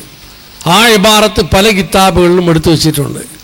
എന്നാൽ തുഹഫയിൽ പറഞ്ഞു, ഗസാലി ഇമാം ബസീത്ത് എന്ന ഫിഖ്ഹിന്റെ കിതാബിൽ ഈ അഭിപ്രായത്തിൽ മടങ്ങിയിട്ടുണ്ട്. മുഅത്തമദ് ഗസാലി ഇമാമിന്റെ അടുക്കലും ശുബ്ഹത്ത് മുതലിന്റെ അവന് ഹറാമ് അധികമായിട്ടുണ്ട്, അത് കറാഹത്ത് മാത്രമേ ഉള്ളൂ, തനി ഹറാമല്ല ശുബ്ഹത്ത്. അപ്പൊ കറാഹത്താണ് സ്വീകരിക്കല്. കറാഹത്താണ് സ്വീകരിച്ചതിൻ്റെ പേരിൽ അവൻ കുറ്റക്കാരനാകുന്നില്ല. അതാണ് ശുബ്ഹത്ത് മുതൽ സ്വീകരിക്കൽ. അതുപോലെ ഈ പരിഹാരം കിട്ടുന്നത് പിന്നെ വണ്ടിൻ്റെ പിന്നെ ഇൻഷുറൻസ് തന്നെ, ആ വണ്ടിക്ക് ഒരു അപകടം പറ്റി അത് തിരിച്ച് കിട്ടാനേ ഇല്ല, അത് പോയേല. അപകടം പറ്റിയാലോ ചിലപ്പോൾ എന്ത് ചെയ്യും, പിന്നെ അതിൻ്റെ ചെലവ് കിട്ടും. ചെലവ് കിട്ടിയാലോ രണ്ടാമത്തെ ഗഡു ഇൻഷുറൻസ് അടക്കുമ്പോഴേ കുറച്ച് അധികവും ഉണ്ടാവും ഇവിടെ ഈ ചിലവായവൊക്കെ. ഇങ്ങനെയൊക്കെ പലതരത്തിലുണ്ട് ഇൻഷുറൻസ്. അതൊക്കെ ഒരു നിർബന്ധിതാവസ്ഥയിൽ അങ്ങനെ ആയിട്ടല്ലാതെ സാധ്യമല്ല. അതുകൊണ്ട് അങ്ങനെ ചെയ്യുന്നു എന്ന് മാത്രമേ ഉള്ളൂ. അതല്ലെങ്കിൽ ഈ സൂറും ബാങ്ക് പലിശയും മറ്റും മറിച്ചും എല്ലാം നമ്മളോട് ഒരിക്കലും യോജിച്ചതല്ല. ബാങ്കുമായി ബന്ധപ്പെടാത്ത ആളുകൾ ഇന്ന് ആര് ബാങ്ക് അക്കൗണ്ട് ഇല്ലാണ്ട് ഇവിടെ ഒരു കാര്യവും ശരിയാവില്ല. ഏത് ഒരു കാര്യത്തിനും പാസ്പോർട്ട് കിട്ടണമെങ്കിലും എന്ത് വേണം, ബാങ്ക് അക്കൗണ്ട് വേണം എന്നായി. എല്ലാത്തിനും ബാങ്ക് അക്കൗണ്ട് വേണം, ഗ്യാസിന് വേണം, എല്ലാത്തിനും വേണം. അപ്പം എന്ത് ചെയ്യും? അതിൽ പൈസ അടച്ചാലിങ്ങനെ പലിശയൊക്കെ വരുമല്ലോ. ഒന്നങ്ങനെ. പിന്നെ ചിലപ്പോൾ ബാങ്കിൻ്റെ പൈസ എടുക്കേണ്ടി, കടം ബാങ്കിൽ നിന്ന് എടുക്കേണ്ടി വരുന്നു. ബാങ്കിൽ നിന്ന് കടം എടുക്കേണ്ടി വരുന്നു. എന്തുകൊണ്ട്? ബാങ്കിൽ നിന്ന് കടം എടുത്തില്ലെങ്കിൽ ഇവൻ്റെ മാനം പോവും. മാനവും മര്യാദയെല്ലാം നഷ്ടപ്പെടുന്നൊരവസ്ഥയാണ്. അല്ലെങ്കിൽ ജീവൻ രക്ഷപ്പെടുകയില്ല. അല്ലെങ്കിൽ ഇവൻ്റെ വലിയ സ്വത്തിനെ രക്ഷപ്പെടുത്താൻ വേണ്ടി ബാങ്കുമായി ബന്ധപ്പെടണം. ആ സമയത്ത് ബാങ്കിൽ നിന്ന് എന്ത് ചെയ്യുക? എന്തെങ്കിലും പൊന്നോ അല്ലാത്തതോ പണയം വെച്ചിട്ട് പൈസ വാങ്ങിയിട്ടുണ്ടെങ്കിൽ അതിനെ മടക്കി കൊടുക്കുമ്പോൾ വട്ടി കൊടുക്കണ്ടേ? ആ വട്ടി കൊടുത്തില്ലെങ്കിൽ ഇവിടെ ബാക്കി ഉണ്ടാവട്ടെ, പിന്നെയും നോട്ടീസ് വരും, അവസാനം പെരയോ മറ്റോ ജപത്തിക്ക് വെക്കും. എന്താക്കൽ? ഇനി ഫത്തുൽ മുഈനിൽ പറഞ്ഞില്ലേ റിബാനെ പറ്റി പറയുന്നവിടെ റിബവിയാത്തിൻ്റെ ഇടപാടിനെ സംബന്ധിച്ച് പറഞ്ഞു. ഇത് അദ്ദഹബു ബിദ്ദഹബി വൽ ഫില്ലത്തു ബിൽ ഫില്ലത്തി എന്ന് പറഞ്ഞിട്ട് അതിൻ്റെ അവസാനം പള്ളി യദംബിയതി മിസിലം ബി മിസിലിൻ എന്ന് ഉള്ള ആ ബാബ് അവിടെ പറഞ്ഞു. ഒരാൾ ഇങ്ങനെയുള്ളൊരു നിർബന്ധിതാവസ്ഥയിൽ ജീവൻ രക്ഷപ്പെടുത്താണ്ട് മാനത്തിൻ്റെ രക്ഷയ്ക്ക്, ദീനിൻ്റെ രക്ഷയ്ക്ക്, മുതലിൻ്റെ രക്ഷയ്ക്ക് ഇങ്ങനെ ഒരാളെന്തായി പലിശൻ്റെ ഇടപാട്, പലിശ കൊടുക്കുന്ന ആളിൽ നിന്ന്, അന്ന് ആള് ഇപ്പോൾ പലിശക്ക് പൈസ കൊടുക്കുന്ന സ്ഥാപനം ബാങ്ക്, അതിൽ നിന്ന് പൈസ എടുക്കേണ്ടി വന്നാലോ, എടുത്തിട്ട് മടക്കി കൊടുക്കുമ്പോൾ അവൻ പലിശ കൊടുക്കണ്ടേ? ലാനല്ലാഹു ആക്കില റിബാ വമൂക്കിലഹു എന്നല്ലേ? പലിശ എടുക്കുന്ന ആളും തിന്നുന്ന ആളെയും അല്ലാഹു ലഅനത്ത് ചെയ്തു. അപ്പോൾ പറഞ്ഞു കൊടുക്കുമ്പോൾ ഫത്തുൽ മുഈനിൽ പറഞ്ഞ മസല, കൊടുക്കുമ്പോൾ നമ്മളിത് പലിശ എന്ന നിയത്തോണ്ട് കൊടുക്കണ്ട. അത് കടം തന്ന ആള്, നമ്മൾക്ക് കടം തന്ന സ്ഥാപനം, അവർക്ക് അതങ്ങനെ എന്താക്കുക, വെറുതെ ഒരു ഡൊണേഷനായിട്ട് അങ്ങോട്ട് കൊടുക്കുക എന്ന് കരുതിയാൽ കുറ്റത്തിൽ നിന്ന് ഒഴിവാവും എന്ന് ഫത്തുൽ മുഈനിൽ തന്നെ ഈ മസല പറഞ്ഞിട്ടുണ്ട്. എടുക്കുന്നവിടെ മാത്രമേ അപ്പോൾ പ്രശ്നം വരുന്നു. കൊടുക്കുന്നവിടെ ഇങ്ങനെയുള്ള ഒരു ഘട്ടത്തിലെടുത്താൽ പിന്നെ ഉള്ള മുതലിനെ കുറേ അധികമാക്കാൻ വേണ്ടി ബാങ്കായിട്ട് ഇടപെട്ട് പിന്നെ പലിശ കൊടുക്കുന്ന അതല്ല. മാനം രക്ഷപ്പെട്ട് നിർബന്ധിതാവസ്ഥ വന്നാൽ കൊടുക്കുന്ന സമയത്ത് അങ്ങനെ ചെയ്യാം. പിന്നെ ബാങ്കുമായിട്ട് ബന്ധപ്പെടേണ്ടി വരും. ബാങ്കുമായിട്ട് ബന്ധപ്പെടുന്നത് എന്തിന്? അത് ഗൾഫിൽ നിന്നോ മറ്റോ പൈസ കിട്ടിയാൽ ബാങ്കിൽ വെക്കേണ്ടി വരുന്നു, ബാങ്കിലൂടെ വരുത്തേണ്ടി വരുന്നു. അല്ലാത്ത മാർഗം സ്വീകരിച്ച അപകടമുണ്ട്, തെറ്റാണത് സർക്കാരിനും മറ്റൊക്കെ. അതല്ലെങ്കിൽ ഒരാളെ പുരയും ഭൂമിയൊക്കെ വിറ്റ്, എന്നാൽ വലിയ വിലയുള്ള സാധനം വിറ്റ് ഒരു 5 ലക്ഷമോ 10 ലക്ഷമോ 25 ലക്ഷമോ പൈസ കിട്ടിയാൽ എന്താക്കൽ? രാത്രി കിടക്കുമ്പോൾ തലകാണിയാക്കിയിട്ട് വെച്ചിട്ട് കിടക്കാൻ. അങ്ങനെ കിടന്നാൽ ഇന്നത്തെ കാലത്ത് അടിക്ക് ഈ പൈസൻ്റെ തലകാണി ഉണ്ടാവില്ല, ഓരോ തലയും ഉണ്ടാവില്ല. പോരെല്ലാം ബന്ധാക്കിയിട്ട് വളരെ ഉറപ്പുള്ള നല്ല ഗട്ടിൻ്റെ ബീഗെല്ലാം കൊടുത്തിട്ട് ഇട്ടിട്ട് കിടക്കണോ? ബാങ്കിൻ്റെ ഇവിടുന്ന് പൈസ തുറന്നിട്ട് ലോക്കറിനൊക്കെ പൈസ തുറന്നിട്ട് കട്ടിട്ട് പോകുന്ന ആൾക്ക് നിൻ്റെ ഈ അതൊരു കണക്കല്ലല്ലോ. അപ്പോൾ കൊടുക്ക പൈസ ആരെങ്കിലും കൊടുക്കുന്നത്? 10 ലക്ഷം റുപ്യ ഇപ്പം എൻ്റെ കയ്യിൽ വെച്ചാൽ അവകടം വേറെ ഒരു നല്ല വിശ്വസ്തൻ്റെ ആളെ കയ്യിൽ കൊടുക്കുക. ആരെ കയ്യിൽ കൊടുക്കുന്നത്? അത് ആചാര കയ്യിൽ കൊടുക്കുക. 10 ലക്ഷം റുപ്യ ആചാര ഇത് നിങ്ങൾ തരുന്നു. തന്നിട്ട് ഞാൻ ചോദിക്കുമ്പോൾ തരണം. ആ ആ ആ ആ ആ സ്വാഗതം. അവധിയാകുമ്പോഴേക്ക് ചോദിക്കാൻ പോയി പൈസ. അത് ഞാൻ ഇപ്പോൾ തത്കാലത്തേക്ക് എടുത്തിടെ, അത് ബാണ്യത്തേക്ക് ഇട്ടേ, അത് ബാണ്യത്തിലുണ്ട് തൻ്റെ നല്ല കളിയിട്ട് പിന്നെ കളിഞ്ഞെന്നെ പിന്നെ കളി ഇല്ല. വേണ്ട, ആചാരിൽ കൊടുക്കണ്ട, ഉസ്താദിൻ്റെ കൊടുക്കുക. നല്ല ധൈര്യമായില്ലേ? ഉസ്താദിനെ മുട്ട കൊടുത്തിട്ട് ഉസ്താദിന് മുട്ട കൊടുത്തെങ്കിൽ ഉസ്താദ് എന്താക്കിയിട്ട് കാസോടെ വെച്ചത് ഇത് അമാനത്ത് വെച്ചത് അങ്ങനമേ മടക്കി കൊടുക്കണോ. പക്ഷെ ഇന്ന് എനിക്കെന്തുണ്ട്, ഇവൻ്റെ 25 ലക്ഷം ഉറുപ്പ്യ ഉണ്ട്. 25 ലക്ഷം ഉറുപ്പ്യന്ന് 1 ലക്ഷം ഇപ്പം എടുത്തിട്ട് നാളെ കൊടുക്കുക. അപ്പോൾ അവനോട് പറയാം, നീ വെച്ച അമാനത്തിന് ഞാൻ 1 ലക്ഷം ഉറുപ്പ്യ എടുത്തിന് എന്ന് പിന്നെ കൊടുക്കുമ്പോൾ പറയും. ഇപ്പം പറയും കളാട്ടാവും, ഞാൻ അങ്ങനെ എടുത്തിന്. എടുത്തിട്ട് പിന്നെ ഈ 25 ലക്ഷം ഈ 1 ലക്ഷം എടുത്തത് വെക്കാനായേ ഇല്ല, വെക്കാനായില്ല. എന്താക്കുന്നത് എനിക്ക് കൊടുക്കുന്നത് ലാസ്റ്റ് ഉള്ളത് കൊടുത്ത് 24 ലക്ഷം കൊടുത്തിട്ട് പിന്നെ അത് എൻ്റെ ഞാൻ എടുക്കാൻ പാടില്ല, തെറ്റല്ലേ? ഞാൻ എന്താക്കട്ടെ എടുത്തു പോയിട്ട് അത് തരണം. ഇപ്പം അന്ന മുട്ടയില്ല, തന്നിട്ടേ തീരണം. ഇതാ എൻ്റെ കൈ വേണം മുറിച്ചിട്ട് എടുക്കരുത്, എൻ്റെ മുട്ട കാശില്ല. ഇങ്ങനെ പറഞ്ഞെങ്കിൽ എന്താക്കൂ? പണ്ടുള്ള ആളുകളിൽ അമാനത്ത് വെച്ചാൽ അങ്ങനെയല്ല, അത് അങ്ങനെ തന്നെ അമാനത്ത്. അതിൽ കെട്ടിയിട്ട് വെച്ചാൽ പിന്നെ എൻ്റെ ആൾ വരുമ്പോൾ കെട്ടെന്നെ എടുത്തിട്ട് കൊടുക്കരുത്. ഇന്ന് ആരെ വിശ്വസിക്കും സഹോദരന്മാരെ? അമാനത്തിൻ്റെ ആൾ ഇല്ലാതെ ഇവിടെ ഇങ്ങനെ ഉണ്ടാവും. അല്ലാഹു നബി സല്ലല്ലാഹു അലൈഹി വസല്ലം തങ്ങൾ പറഞ്ഞു, പുറകെ കാലം വരും, അന്ന് പറയപ്പെടും, ഇന്നേ നാട്ടിലൊരു അമീനുണ്ട്, ഒരു വിശ്വസ്തനുണ്ട് എന്ന് പറയൂ. വേറെ എവിടെയില്ല. എവിടെ? അതപ്പുറം. എവിടെ? ബാഗൽകോട്ടയിൽ ഒരാളുണ്ട്. എന്തത്? അയാൾ പള്ളിൻ്റെ ട്രഷറർ, പള്ളീൻ്റെ ഖജാൻജി. വെള്ളിയാഴ്ച എന്താക്കും? പൈസ എല്ലാം എണ്ണീറ്റ് ഒരു കെട്ടാക്കിയിട്ട് അയാളെ കയ്യിൽ കൊടുത്തെങ്കിൽ പിറ്റേത് വെള്ളിയാഴ്ച അതിനെ കൊണ്ടുവന്നിട്ട് ആ കെട്ടിന് അങ്ങനെ അയക്കല്. അയാൾക്ക് ചേഞ്ച് വേണമെങ്കിൽ അതിന് എടുക്കൂല, അതെന്നെ എടുക്കും. ഇത്ര വലിയൊരു വിശ്വസ്തനായ ഒരാളുണ്ട് എന്ന് പറയുമ്പോൾ ഒരാളപ്പുറം ഇരിക്കുന്നുണ്ട് ഇതിനെല്ലാം കേട്ടിട്ട്, ചെറുപ്പക്കാരനോ വലിപ്പക്കാരനോ. എന്നിട്ട് അപ്പം പറയൂ, അങ്ങനത്തെ ആള് ചേഞ്ച് വരെ എടുക്കുമ്പോൾ ഹെഡാ, അരി ഇങ്ങനെ വെച്ചാള് ഹെഡാ. അപ്പം അങ്ങനെ ഒരു വിശ്വസ്തനായിട്ട് അതിനെ സൂക്ഷിച്ചാവാൻ ആരായി? ഹെഡനായി. ഇങ്ങനത്തെ കാലമാണ് സഹോദരന്മാരെ. ഇന്ന് അമാനത്തില്ല.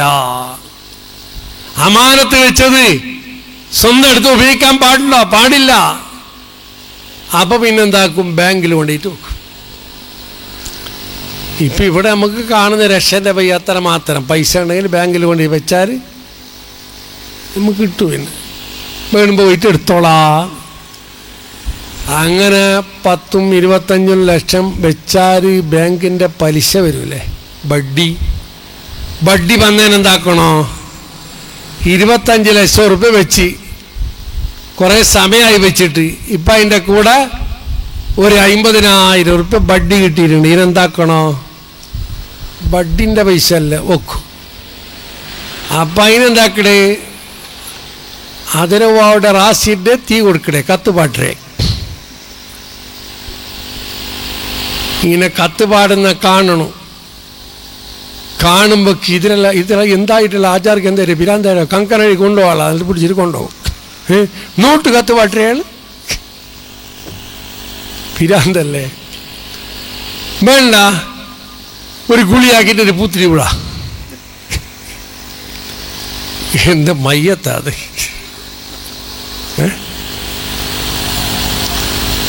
അങ്ങനെ പൈസന ഹറാമിൻ്റെ തന്നെ പൈസ വന്നാൽ നമ്മളെ കയ്യിൽ വന്നാൽ അതിനെ കത്തിക്കാനോ കടലിലേക്കോ മറ്റോ ചാടിവിടാനോ പറ്റുകയില്ല എന്നാണ് നമ്മളെ ഫിഖ്ഹിൻ്റെ ഉലമാക്കൾ പറഞ്ഞു. ഇമാം നവവി റഹ്മത്തുള്ളാഹി അലൈഹി തങ്ങൾ, ഇബ്നു ഹജർ അൽ ഹൈതമി, അതുപോലെ അതിൻ്റെ മുമ്പുള്ള ഇരിക്കുന്ന Hujjatul Islam Abu Hamidul Ghazali, സൂഫികളായ ഹാരിസുൽ മുഹാസിബി, മദ്ഹബിൻ്റെ ഇമാമായ അഹ്മദ് ബിൻ ഹംബൽ, ഇതുപോലത്തെ മഹാന്മാർ വലിയ സൂക്ഷ്മൻ്റെ ആൾ പറഞ്ഞത് ഹറാമന്നെ നമ്മളെ കയ്യിൽ കുടുങ്ങിപ്പോയാൽ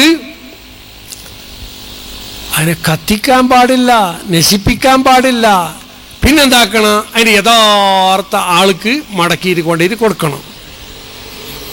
അപ്പം എന്താക്കടെ, ബാങ്കിടെ കിട്ടിയിടെ 50,000 കിട്ടിയിട്ട് ആർക്ക് കൊടുക്കണേ? യഥാർത്ഥ അവകാശിയാർ ബാങ്കാ? ബാങ്ക് യഥാർത്ഥ അവകാശിയൊന്നുമല്ല. അത് ബാങ്കുമായിട്ട് ബന്ധപ്പെട്ട കുറേ ആളുകളുണ്ടാവും.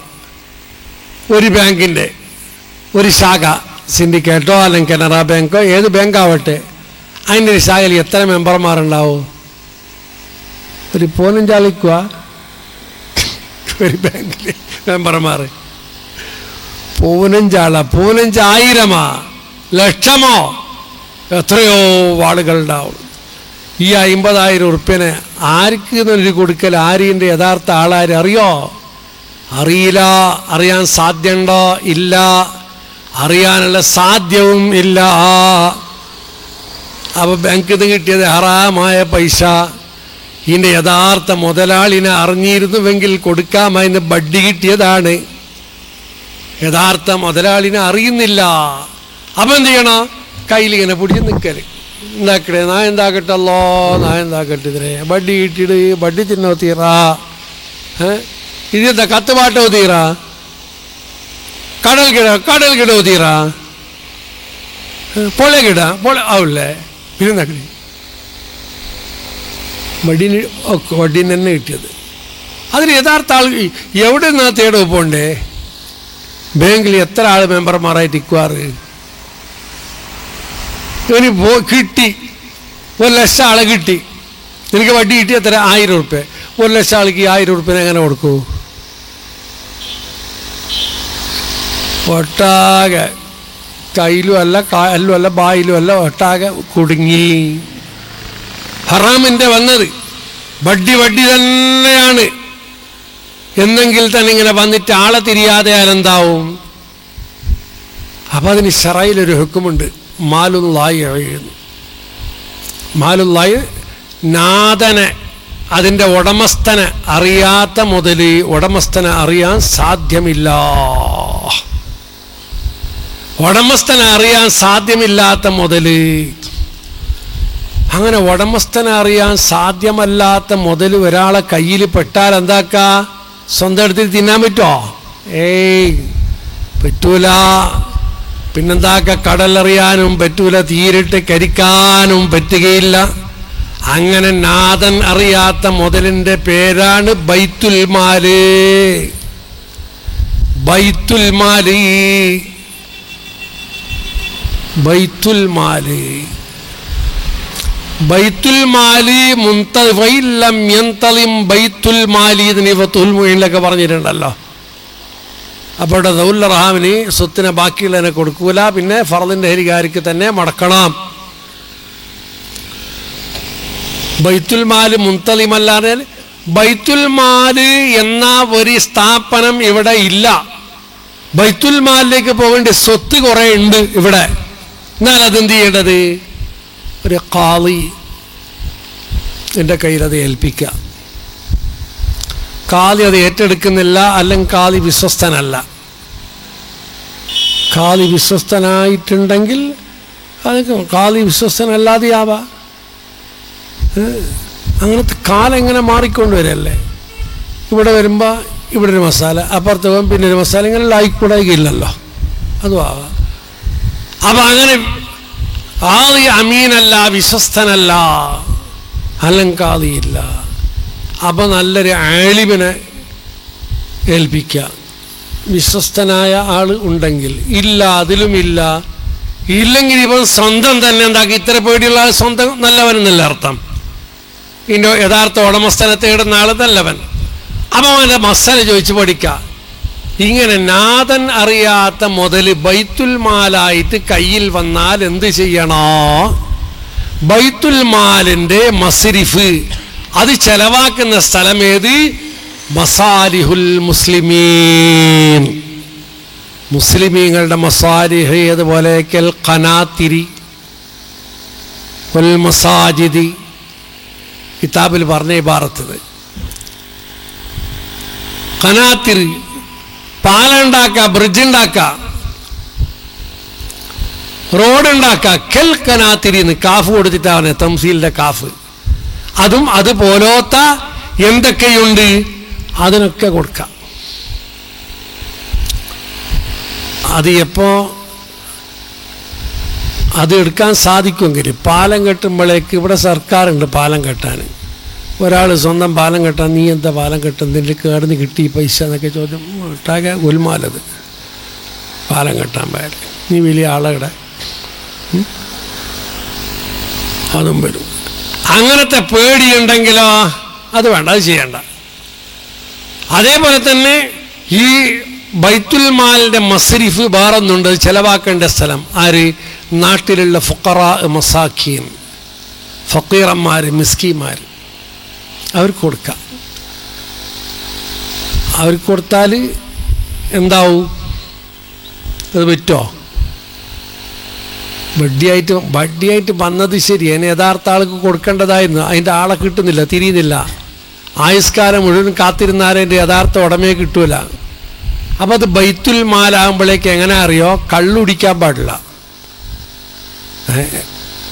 വിഷയം മാറിയാ ഇടക്ക് പൈസൻ്റെ കള്ളുടി നിശ, കള്ളുടിക്കാൻ പാടില്ല. എന്താ കള്ളിൽ മസ്തുണ്ട്. ആ കള്ളിനെ കുറേ നാൾ വെച്ചിട്ട് പുളിച്ച് സിർക്കായി.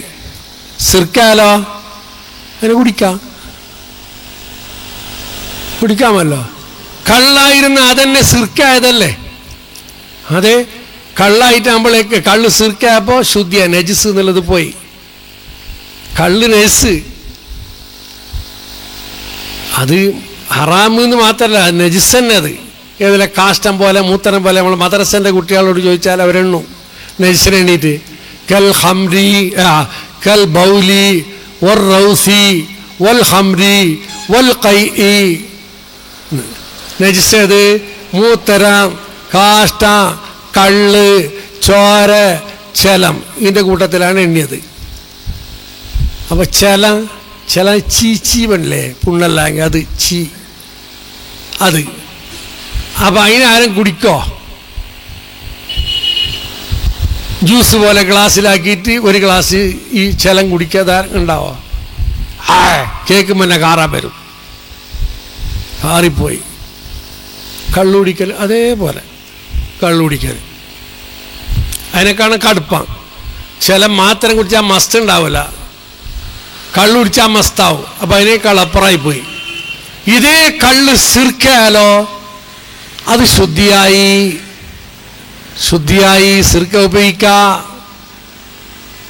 സിർക്ക ഉപയോഗിക്കുന്ന ചോറ് കറി എല്ലാം കൊണ്ടുവന്ന് തങ്ങളെ വിളിച്ചത് പരക്ക് ഉസ്താദും ഉണ്ട്.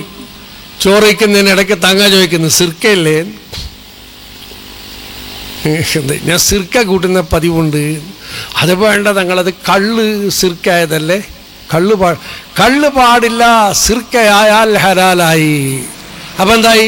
സിർക്കായിപ്പോയാൽ തങ്ങളും കുടിക്കും. അത് മൊയിലാറും കുടിക്കും, ഉസ്താദും കുടിക്കും, ശിഷ്യനും കുടിക്കും, എല്ലാവരും കുടിക്കും. ഹലാൽ. അതേപോലെ ഈ നാഥനറിയാത്ത മുതല് ഒരു ഫക്കീറിന്റെ ഒരു മിസ്കീന്റെ കയ്യിലെത്തുമ്പോൾ, നാഥനറിയാത്ത മുതലായത് കൊണ്ട്, ബൈത്തുൽ മാലിന്റെ സ്വത്തായതുകൊണ്ട് ഫക്കീറും മിസ്കീനും അതിന്റെ അവകാശിയായിട്ട് പോകുമ്പോൾ അത് ഹലാലാവെന്ന് മാത്രം പറഞ്ഞൊരു കിതാബിൽ നിർത്തിയില്ല. ഒരു ഹലാലൻ ത്വയ്യിബൻ, നല്ല ഹലാല് തന്നെ. അവന് കള്ള് സിർക്കായതുപോലെയായി ഹലാലായി പോയി. ഇതിൻ്റെ അർത്ഥം എന്ത്? ബാങ്കിൻ്റെ പലിശ എടുക്കാൻ ഞാൻ പറഞ്ഞല്ല.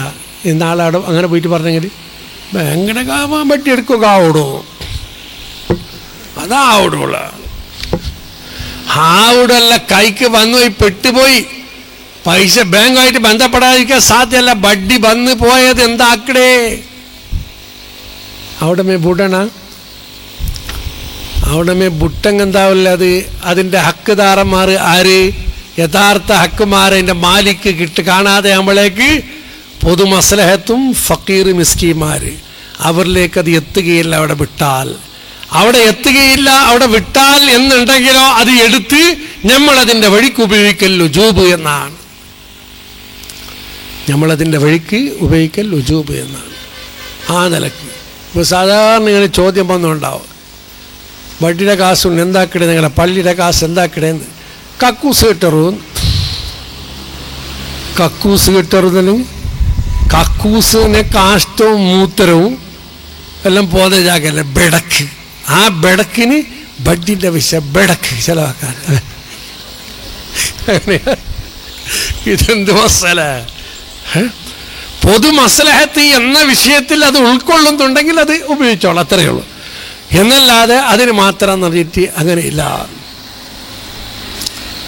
ഈ നിലക്ക് ബഡ്ഡി അള്ളാഹുവിൻ്റെ ഖുർആൻ വിരോധിച്ച കഠിനമായ ഹറാമാണ് ബഡ്ഡി. അത് ബാങ്കിൽ നിന്ന് കിട്ടുന്നതാവട്ടെ എവിടെ നിന്ന് കിട്ടുന്നതാവട്ടെ ഹറാമാണ്. അങ്ങനെയുള്ളൊരു ഹറാമായ സ്വത്ത് നമ്മുടെ കയ്യിൽ കുടുങ്ങിപ്പോയാൽ അതിൻ്റെ യഥാർത്ഥ ഉടമസ്ഥനെ കൊടുക്കാൻ സാധിക്കാതെ ആയിപ്പോയാൽ എന്ത് ചെയ്യണം എന്നതിനൊരു പരിഹാരമാണ് പറഞ്ഞത്. ഞാൻ എൻ്റെ വക പറഞ്ഞതല്ല, സ്വന്തം എൻ്റെ വക പരിഹാരം പറഞ്ഞതല്ല. ബഹുമാനപ്പെട്ട ഇബ്നു ഹജർ ഹൈത്തമി റളിയല്ലാഹു തആല അൻഹു ഗസ്ബിൻ്റെ ബാബിൽ ഫത്താവൽ കുബ്രയിൽ മസ്സല ഇത് പറഞ്ഞിട്ടുണ്ട്. അതേപോലെ പിന്നെ ബിറിയൻ്റെ അവസാനമല്ല അംവാലുല്ലാഹി എന്ന് പറഞ്ഞിട്ട് അത്ര വിശദീകരണമല്ല, കുറച്ചുണ്ട്. അതുപോലെ തന്നെ ഇമാം നവവി റഹ്മത്തുള്ളാഹി അലൈഹി തങ്ങൾ ശറഹുൽ മുഹദ്ദബിൽ പറഞ്ഞിട്ടുണ്ട്. ഹുജ്ജത്തുൽ ഇസ്ലാം അബൂ ഹാമിദുൽ ഗസാലി ഹിയിൽ പറഞ്ഞിട്ടുണ്ട്.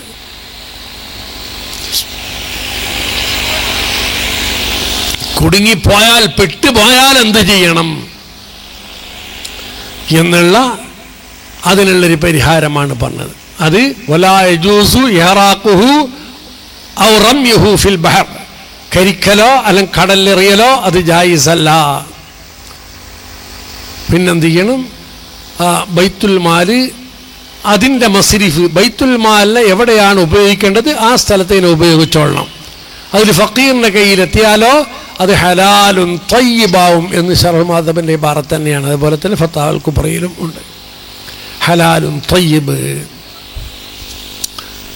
ഹറാമിനെ ഹലാലാക്കിയതല്ല, അള്ളാൻ്റെ ദീനിൽ ഹലാലായതിനെ പറഞ്ഞത്. നമ്മ ഹലാലിനെ ഹറാമാക്കേണ്ട അധികാരം ആർക്കും ഇല്ല. ബഡ്ഡിനെ ഹലാലാക്കിയിട്ടുമില്ല. ബഡ്ഡി ഹറാമ് തന്നെയാണ്. ബഡ്ഡിൻ്റെ ഹുക്കം എന്താണ്? ആരെ പക്കന്ന് ബഡ്ഡി വാങ്ങി അവൻ്റെ കൈക്ക് തന്നെ മടക്കി കൊടുക്കണം. കൊടുക്കാൻ ആളെ കിട്ടുന്നില്ല, കിട്ടുമെന്നുള്ള പ്രതീക്ഷയില്ല, കിട്ടുമെന്നുള്ള പ്രതീക്ഷയില്ല എങ്കിലോ അത് മാലുള്ളാഹി, നാഥനില്ലാത്ത ഉടമസ്ഥനില്ലാത്ത മുതൽ. ഉടമസ്ഥനില്ലാത്ത മുതലിൻ്റെ അതിൻ്റെ ഹുക്കുമെന്ത്? അത് ബൈത്തുൽ മാല്. ബൈത്തുൽ മാല് എവിടെയാണത് ഉപയോഗിക്കേണ്ടത്? പൊതുമസ്ലഹത്തുകളിൽ. അതുപോലെ തന്നെ ഫുഖറാ മസാക്കി ഫക്കീറന്മാർ മിസ്കീന്മാർ, എത്രയോ രോഗം പിടിച്ചിട്ട് ചികിത്സിക്കാൻ കഴിവില്ലാത്ത ആളുകളുണ്ടാവും, പുരയില്ലാത്ത ആളുകളുണ്ടാവും. ഇങ്ങനെയുള്ള സ്ഥലങ്ങളിലൊക്കെ ഉപയോഗിക്കാം. ഇങ്ങനെ ഇത് ബാങ്കുമായിട്ട് ഇന്ന് ബന്ധപ്പെടാത്ത ആളുകൾ ആരും ഇല്ല. വഡ്ഡി അങ്ങനെ വരുന്നുണ്ടാവും. ഉണ്ടെങ്കിൽ എന്ത് വേണം? അത് ഇങ്ങനെ ഇന്ന് പറയാതിരിക്കാൻ നിർവാഹമില്ല. അതുകൊണ്ട് ഞാൻ ആ കാര്യത്തിൽ ഇത്രയും പറഞ്ഞതാണ്. ഇനി ഇതുപോലെ എന്തെല്ലാം ഹറാം ലീസ് എന്ന് പറഞ്ഞിട്ടൊന്നുണ്ട്. ലീസ് എന്ന് പറഞ്ഞാൽ എന്താ? എൻ്റെ കയ്യിലൊരു ബിൽഡിംഗ് ഉണ്ട്, ഒരു പുര. ആ പുര ഞാനൊരാൾക്ക് പാർക്കാൻ കൊടുക്കുന്നു 5 കൊല്ലത്തേക്ക്. അയാൾ എനിക്കൊരു 10 ലക്ഷം ഉറുപ്പ്യ തരും. ആ പൈസ എനിക്ക് ഇഷ്ടം പോലെ ഉപയോഗിച്ചോളാം. ആ നിലക്കാണ് അയാൾ തരുന്നത്. അവിടെ തന്നെ സൂക്ഷിച്ച് വെക്കണമെന്നല്ല, അങ്ങനെയാണ് ഞാൻ വാങ്ങുന്നുമില്ല. പിന്നെ എനിക്കത് കച്ചവടം ചെയ്യാനും ഒറ്റക്കാലം വേറെന്തെങ്കിലും ആവശ്യത്തിന് ആ പൈസ വേണം. 5 കൊല്ലത്തേക്ക് ലീസിനെടുത്തു. ഈ 5 കൊല്ലത്തിൽ എൻ്റെ പുരയിൽ അയാൾ പാർക്കണം.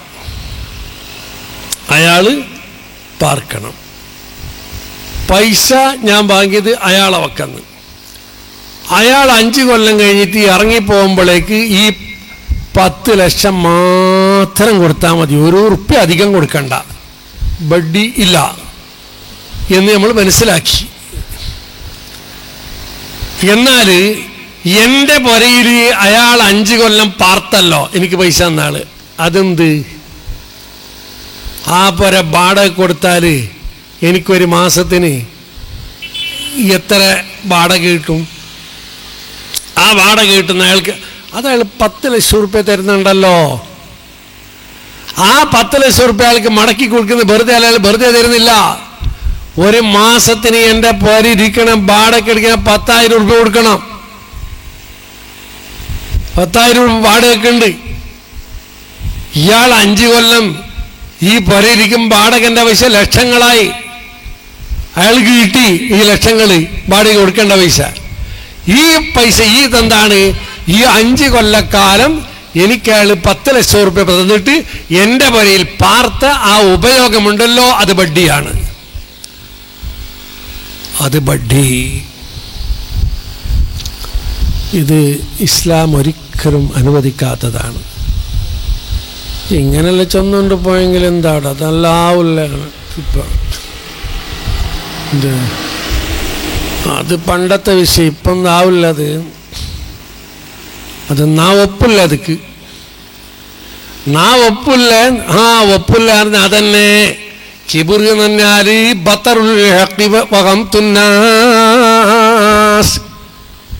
സത്യത്തിനെ കൂട്ടാക്കാതിരിക്കുക, സത്യത്തിനെ തള്ളിക്കളയാ. അത് കാലം മാറി, നിങ്ങളെ പണ്ടത്തെ വിഷയം അത് എന്ന് പറഞ്ഞിട്ട് തള്ളിക്കളയാ. ഇത് കിബിർ, അഹങ്കാരമാണ്. അഹങ്കരിച്ചവന്റെ വിധി എന്താ? അൽ കിബിരിയാഉ റിദാഇ വൽ അളമതു ഇസാരി ഫമൻ നാസഅനി ഫീഹിമാ അൽഖൈതുഹു ഫിന്നാർ. ഈ കിബിർ എന്നത് എൻ്റെ സിഫത്താണ്. അല്ലാഹ് പറയുന്നു, വണ്ണവലിപ്പം മേലെയാവുക, കിബിർ വലിയ ആള്, അത് എൻ്റെ സിഫത്താണ്. അത് ആരെങ്കിലും ഉപയോഗിച്ചാൽ ഞാൻ അവനെ നരകത്തിൽ കടത്തിക്കളയൂ.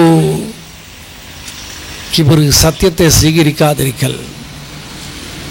അത് സ്വീകരിച്ചേ പറ്റൂ. അപ്പൊ സ്വീകരിച്ചേ പറ്റും. അത് ഹലാലല്ല, ഹറാമ് തന്നെ, അത് സ്വീകരിക്കണം. അത് പറ്റുകയില്ല, ലീസ് എന്ന ഏർപ്പാട് പറ്റുകയില്ല. അപ്പൊ പിന്നെ ചോദ്യം ചോദിക്കാം, അങ്ങനെ അല്ലാതെ ഒരു പുര കിട്ടുന്നില്ല പാർക്കാൻ,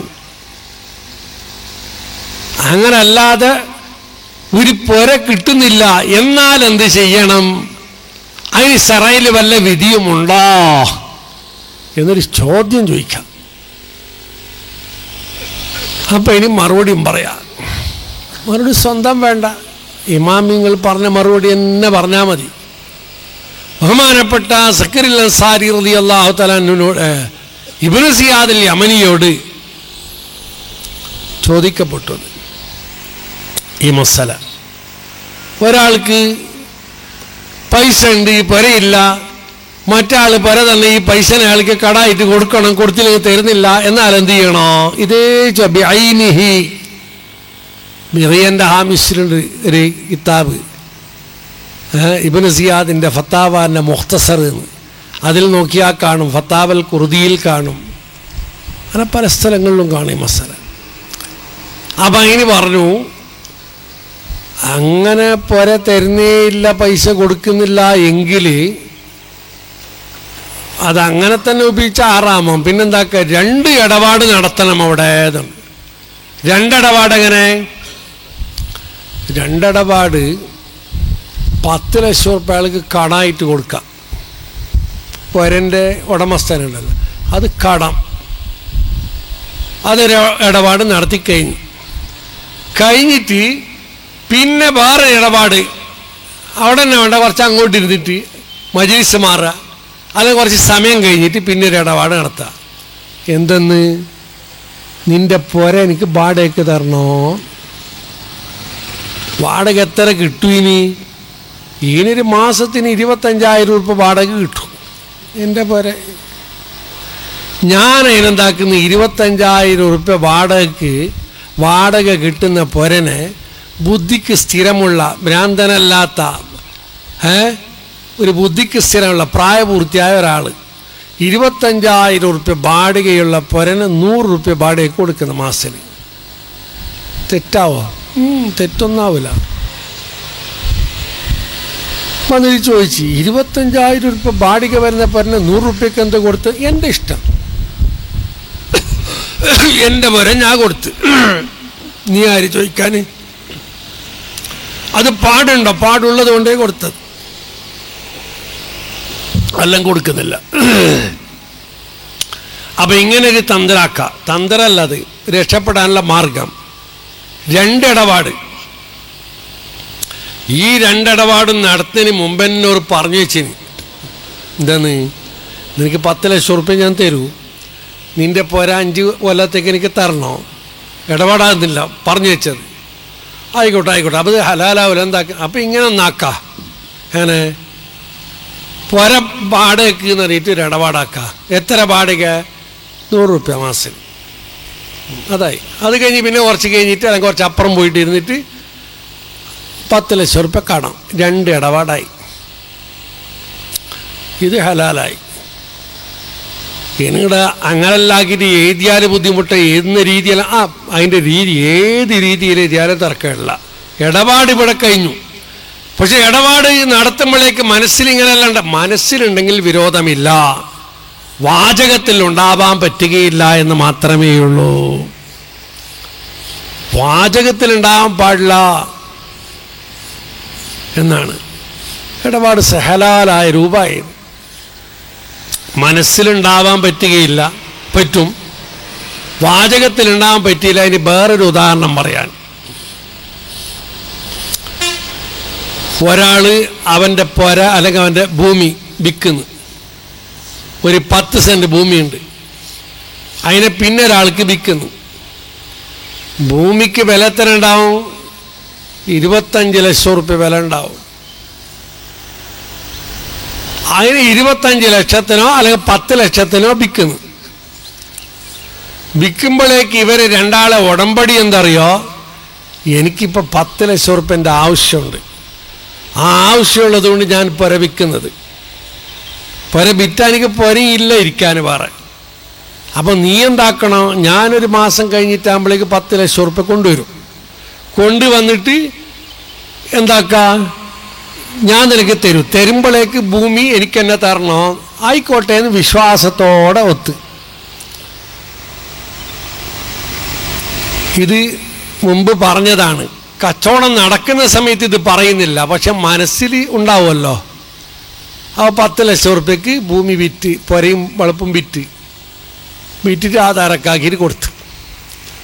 1, 2, 10 മാസം ആകുമ്പോഴേക്ക് ഒരു 10 ലക്ഷം റുപ്യ റെഡിയായിട്ട് കൊണ്ടുപോയപ്പോൾ 10 ലക്ഷം റുപ്യ വാങ്ങി ഭൂമിയോട് തിരിച്ചു കൊടുത്തു. വിരോധമില്ല. മനസ്സിൽ ഇതുണ്ടായിരുന്നു, ഈ ഒരു ഷെർത്ത്. ഈ ഷെർത്തോടു കൂടി വിറ്റാ ശരിയാവുകയില്ല. വിൽക്കുമ്പോൾ തന്നെ നീ തന്ന പൈസ നിനക്ക് ഞാൻ തന്നപ്പോൾ നീ എനിക്ക് ഭൂമി മടക്കി തരണമെന്ന ഷെർത്തോടു കൂടി തന്നെ ബയ്യ സഹിയാവുകയില്ല. മുമ്പൊരു തീരുമാനം അങ്ങനെ ആക്കി മനസ്സിലിങ്ങനെ ഉണ്ട്. അത് ശരിയാ, കച്ചവടം സഹിയാവും. സഹിയാവെന്ന് പറഞ്ഞതിൻ്റെ അർത്ഥം എന്ത്? വിറ്റത് 10 ലക്ഷത്തിന് വിറ്റ തന്നെ പോരാ, അവൻ്റേതായി, പൈസ ഇവൻ്റേതായി. ആ 10 ലക്ഷം 3 മാസം 4 മാസം കഴിഞ്ഞ് കൊണ്ടുപോയപ്പോൾ അവൻ പറയുന്നു, ഞാനിപ്പോൾ ഭൂമി വിൽക്കുന്നില്ല, മടക്കി കിട്ടണ്ടേ, ഞാനിപ്പോൾ വിൽക്കുന്നില്ല എന്ന് പറഞ്ഞു. വിൽക്കുന്നില്ല, നീ വിൽക്കണമെന്ന് നിർബന്ധിക്കേണ്ട ഹക്കൊന്നുമില്ല. അത് പോയി. ഇപ്പോഴത്തെ കാലമല്ല, ഇങ്ങനെ ചെയ്യുന്ന ജാഗ്രത ആയിക്കോളി. കൊടുക്കുന്ന ഇങ്ങനെ ഉള്ള വില കൊടുത്താൽ മതി, കുറച്ചിട്ട് കൊടുത്താലല്ല. അപ്പം മനസ്സിൽ ഒരു ഷെർത്ത് അങ്ങനെ ഉള്ളത് കൊണ്ട് അത് ഇടപാട് സഹിഹാവുന്നതിന് തടസ്സമല്ല, വാചകം കൊണ്ട് പറയാൻ പറ്റുകയില്ല എന്ന് മാത്രമേ ഉള്ളൂ. ഇത് ഈ ലീസിൻ്റെ വിഷയത്തിൽ ഞാൻ അങ്ങനെ പറഞ്ഞതാണ്. ഇങ്ങനെ കുറേ കാര്യങ്ങൾ ഉണ്ട് ഇടപാടിൽ, തെറ്റായത് ശരിയായത് എല്ലാമുണ്ട്. ശരിയായ ഇടപാട് നടത്തണം. പലിശ വന്നു പോയാൽ അള്ള ഒരിക്കലും അത് പൊരുത്തപ്പെടുകയില്ല. അള്ള ഒരിക്കലും പൊരുത്തപ്പെടാത്ത വിഷയമാണ്. അത് സൂക്ഷിക്കണം. മാസത്തിന് ഇത്ര തരും എന്നുള്ള ആ തീരുമാനത്തോടു കൂടെ ഫിക്സ് റേറ്റ് ഇത്ര തരുമെന്ന് അത് കൊടുക്കാൻ പാടില്ല. ലാഭം കിട്ടിയ തരും. എന്ത് കച്ചവടം അറിയും, കച്ചവടം ചെയ്യുന്നുണ്ട്. കച്ചവടം ഇങ്ങനെ ഉണ്ട് എന്ന് പറയുന്നല്ല, ഒന്നുമില്ലാതെ നട്ടം തിരിഞ്ഞു പോകും. എന്തെല്ലാം കച്ചവടം ഉണ്ട്. എൻ്റെ അടുത്ത് ഒരാൾ ഒരു ദിവസം വന്ന് ഒരു മഗ്‌രിബിനോട് അടുപ്പിച്ചിട്ട് വന്ന്, ഞാൻ അറിയുന്ന ആളാണ്, ഒരു മൊയിലാറുവാണ്. വരുമ്പോൾ ഷർട്ടിൽ കുടുക്കിയിട്ടില്ല. അയാൾ വരുമ്പോൾ ഷർട്ടിൻ്റെ കുടുക്കി എപ്പോൾ ഇടുന്ന ആൾ അന്ന് കുടുക്കിടാണ്ട് പിന്നെ തലയിൽ കെട്ടില്ലാതെ തലയിൽ കെട്ടിയിടുന്ന മനുഷ്യൻ തട്ടത്തിനെടുത്ത് ചുമലിലിട്ടുകൊണ്ട് ആ തട്ടത്തിൻ്റെ ഒരു ഭാഗത്തിന് കുറച്ച് ചുമലുണ്ട്, ബാക്കി നിലത്തിറങ്ങനെ വലിക്കുന്നു. അപ്പം ഞാൻ വിചാരിച്ചു എന്തായിപ്പോയി ഇയാൾ, എന്താ ഇങ്ങനെ വന്നത്? അപ്പം അയാൾ പറഞ്ഞ് വന്നിട്ടിരുന്ന് കുടിക്കാമെന്ന് വേണച്ച് വെള്ളം വേണം കൊടുത്ത്. അപ്പം നിങ്ങൾ എന്താ റാഹത്ത് തന്നെയല്ലേ? ആദ്യത്തെ ചോദ്യത്തിൻ്റെ മറുപടി റാഹത്തില്ല. എന്ത്? ഞാൻ ഒട്ടാകെ ബേജാറിലായിപ്പോയി. എന്താ ബേജാറ്? അതൊരാളൊരു കച്ചവടം തുടങ്ങാമെന്ന് പറഞ്ഞു. എന്ത്? അതിങ്ങനെ സാധനമെല്ലാം വാങ്ങിയിട്ട് കുറേ ആൾക്ക് കൊണ്ടിട്ട് കൊടുക്കുക, അതിൽ കുറേ പൈസ കിട്ടും. പിന്നെ ഞാൻ നേരത്തെ പറഞ്ഞ പോലത്തെ ഒരു സ്കീമിൻ്റെ പരിപാടിയാണ്. അങ്ങനെ അതിന് പെരുത്ത് പൈസ വേണം, കുറേ സാധനമെല്ലാം വേണമെന്നല്ല പറഞ്ഞത്. അയാൾ അങ്ങ് കേരളത്തിൻ്റെ അങ്ങേ അപ്പുറം തിരുവനന്തപുരത്തിൻ്റെ ആ ഭാഗത്തുള്ള ആളെന്ന് പറഞ്ഞു. അങ്ങനെയൊക്കെ വന്നിട്ട് കൂടി കച്ചവടം തുടങ്ങി. എൻ്റെ കയ്യിൽ പൈസ ആയിരുന്നു. ഞാൻ ഉമ്മാൻ്റെ കാതിലുള്ള പൊന്നിനെടുത്ത്, കൗത്തിലുള്ളതും എടുത്ത്, പെങ്ങന്മാരതും എടുത്ത്, പുരക്ക് ലോണാക്കി പൈസ എടുത്ത്. പിന്നെ അടുത്തുള്ള ചുറ്റുഭാഗത്ത് പുരക്കാർ, നിരകരക്കാർ, അവരേത് കുറേ പെണ്ണുങ്ങളതെല്ലാം പൊന്നെല്ലാം വാങ്ങി എല്ലാം ബാങ്കിൽ വെച്ചിട്ടും പൈസ 45 ലക്ഷം റുപ്യ കൊടുത്ത്. അങ്ങനെ ഈ പൈസയും കൊണ്ട് സാധനം വാങ്ങാൻ പോയിന് ആള്. അയാൾ വന്നിട്ടില്ല. വരൂ എന്ന് പറഞ്ഞാൽ വരൂ ഇല്ല, ഒരു കൊല്ലം കഴിഞ്ഞു പോയി അയാൾ പോയിട്ട്. അപ്പം ഒരു കൊല്ലം കഴിഞ്ഞ് എന്താ വന്നുകൂടാ? അങ്ങനെ ഉണ്ടാ? ഒരു കൊല്ലം കഴിഞ്ഞാലും വരാം, 10 കൊല്ലം കഴിഞ്ഞാലും വരാം. ഇല്ല, അയാൾ വരുന്നില്ല. അയാളിപ്പോൾ അഡ്രസ്സ് തന്നെ ഇല്ല. ബേജാറായിപ്പോയി. ഇയാൾ പള്ളിയിൽ നിന്നിട്ട് മാസത്തിന് 5000 6000 ഉറുപ്പ്യ ശമ്പളം വാങ്ങിയിട്ട് നല്ല മാന്യമായിട്ട് ജീവിച്ചിരുന്ന ആളാണ്. പോയതടക്ക് ദുനിയാവിൻ്റെ സുഖം കുറേ കൂടുതൽ കിട്ടുമെന്ന് വിചാരിച്ച് ഇങ്ങനെ കുടുങ്ങിയതാണ്. ഇതുപോലത്തെ കച്ചവടത്തിൽ കുടുങ്ങിയ ഒരുപാട് ആളുകളുണ്ട്. അതുകൊണ്ടാണ് പറഞ്ഞ ഖററുള്ളത് ഇരിക്കുന്ന ഏത് ഇടപാടും പറ്റുകയില്ല. മഹല്ലി ഓതിയാര് മഹല്ലീൻ്റെ ബാബില് ഫസ്ലും ഫീമാൻ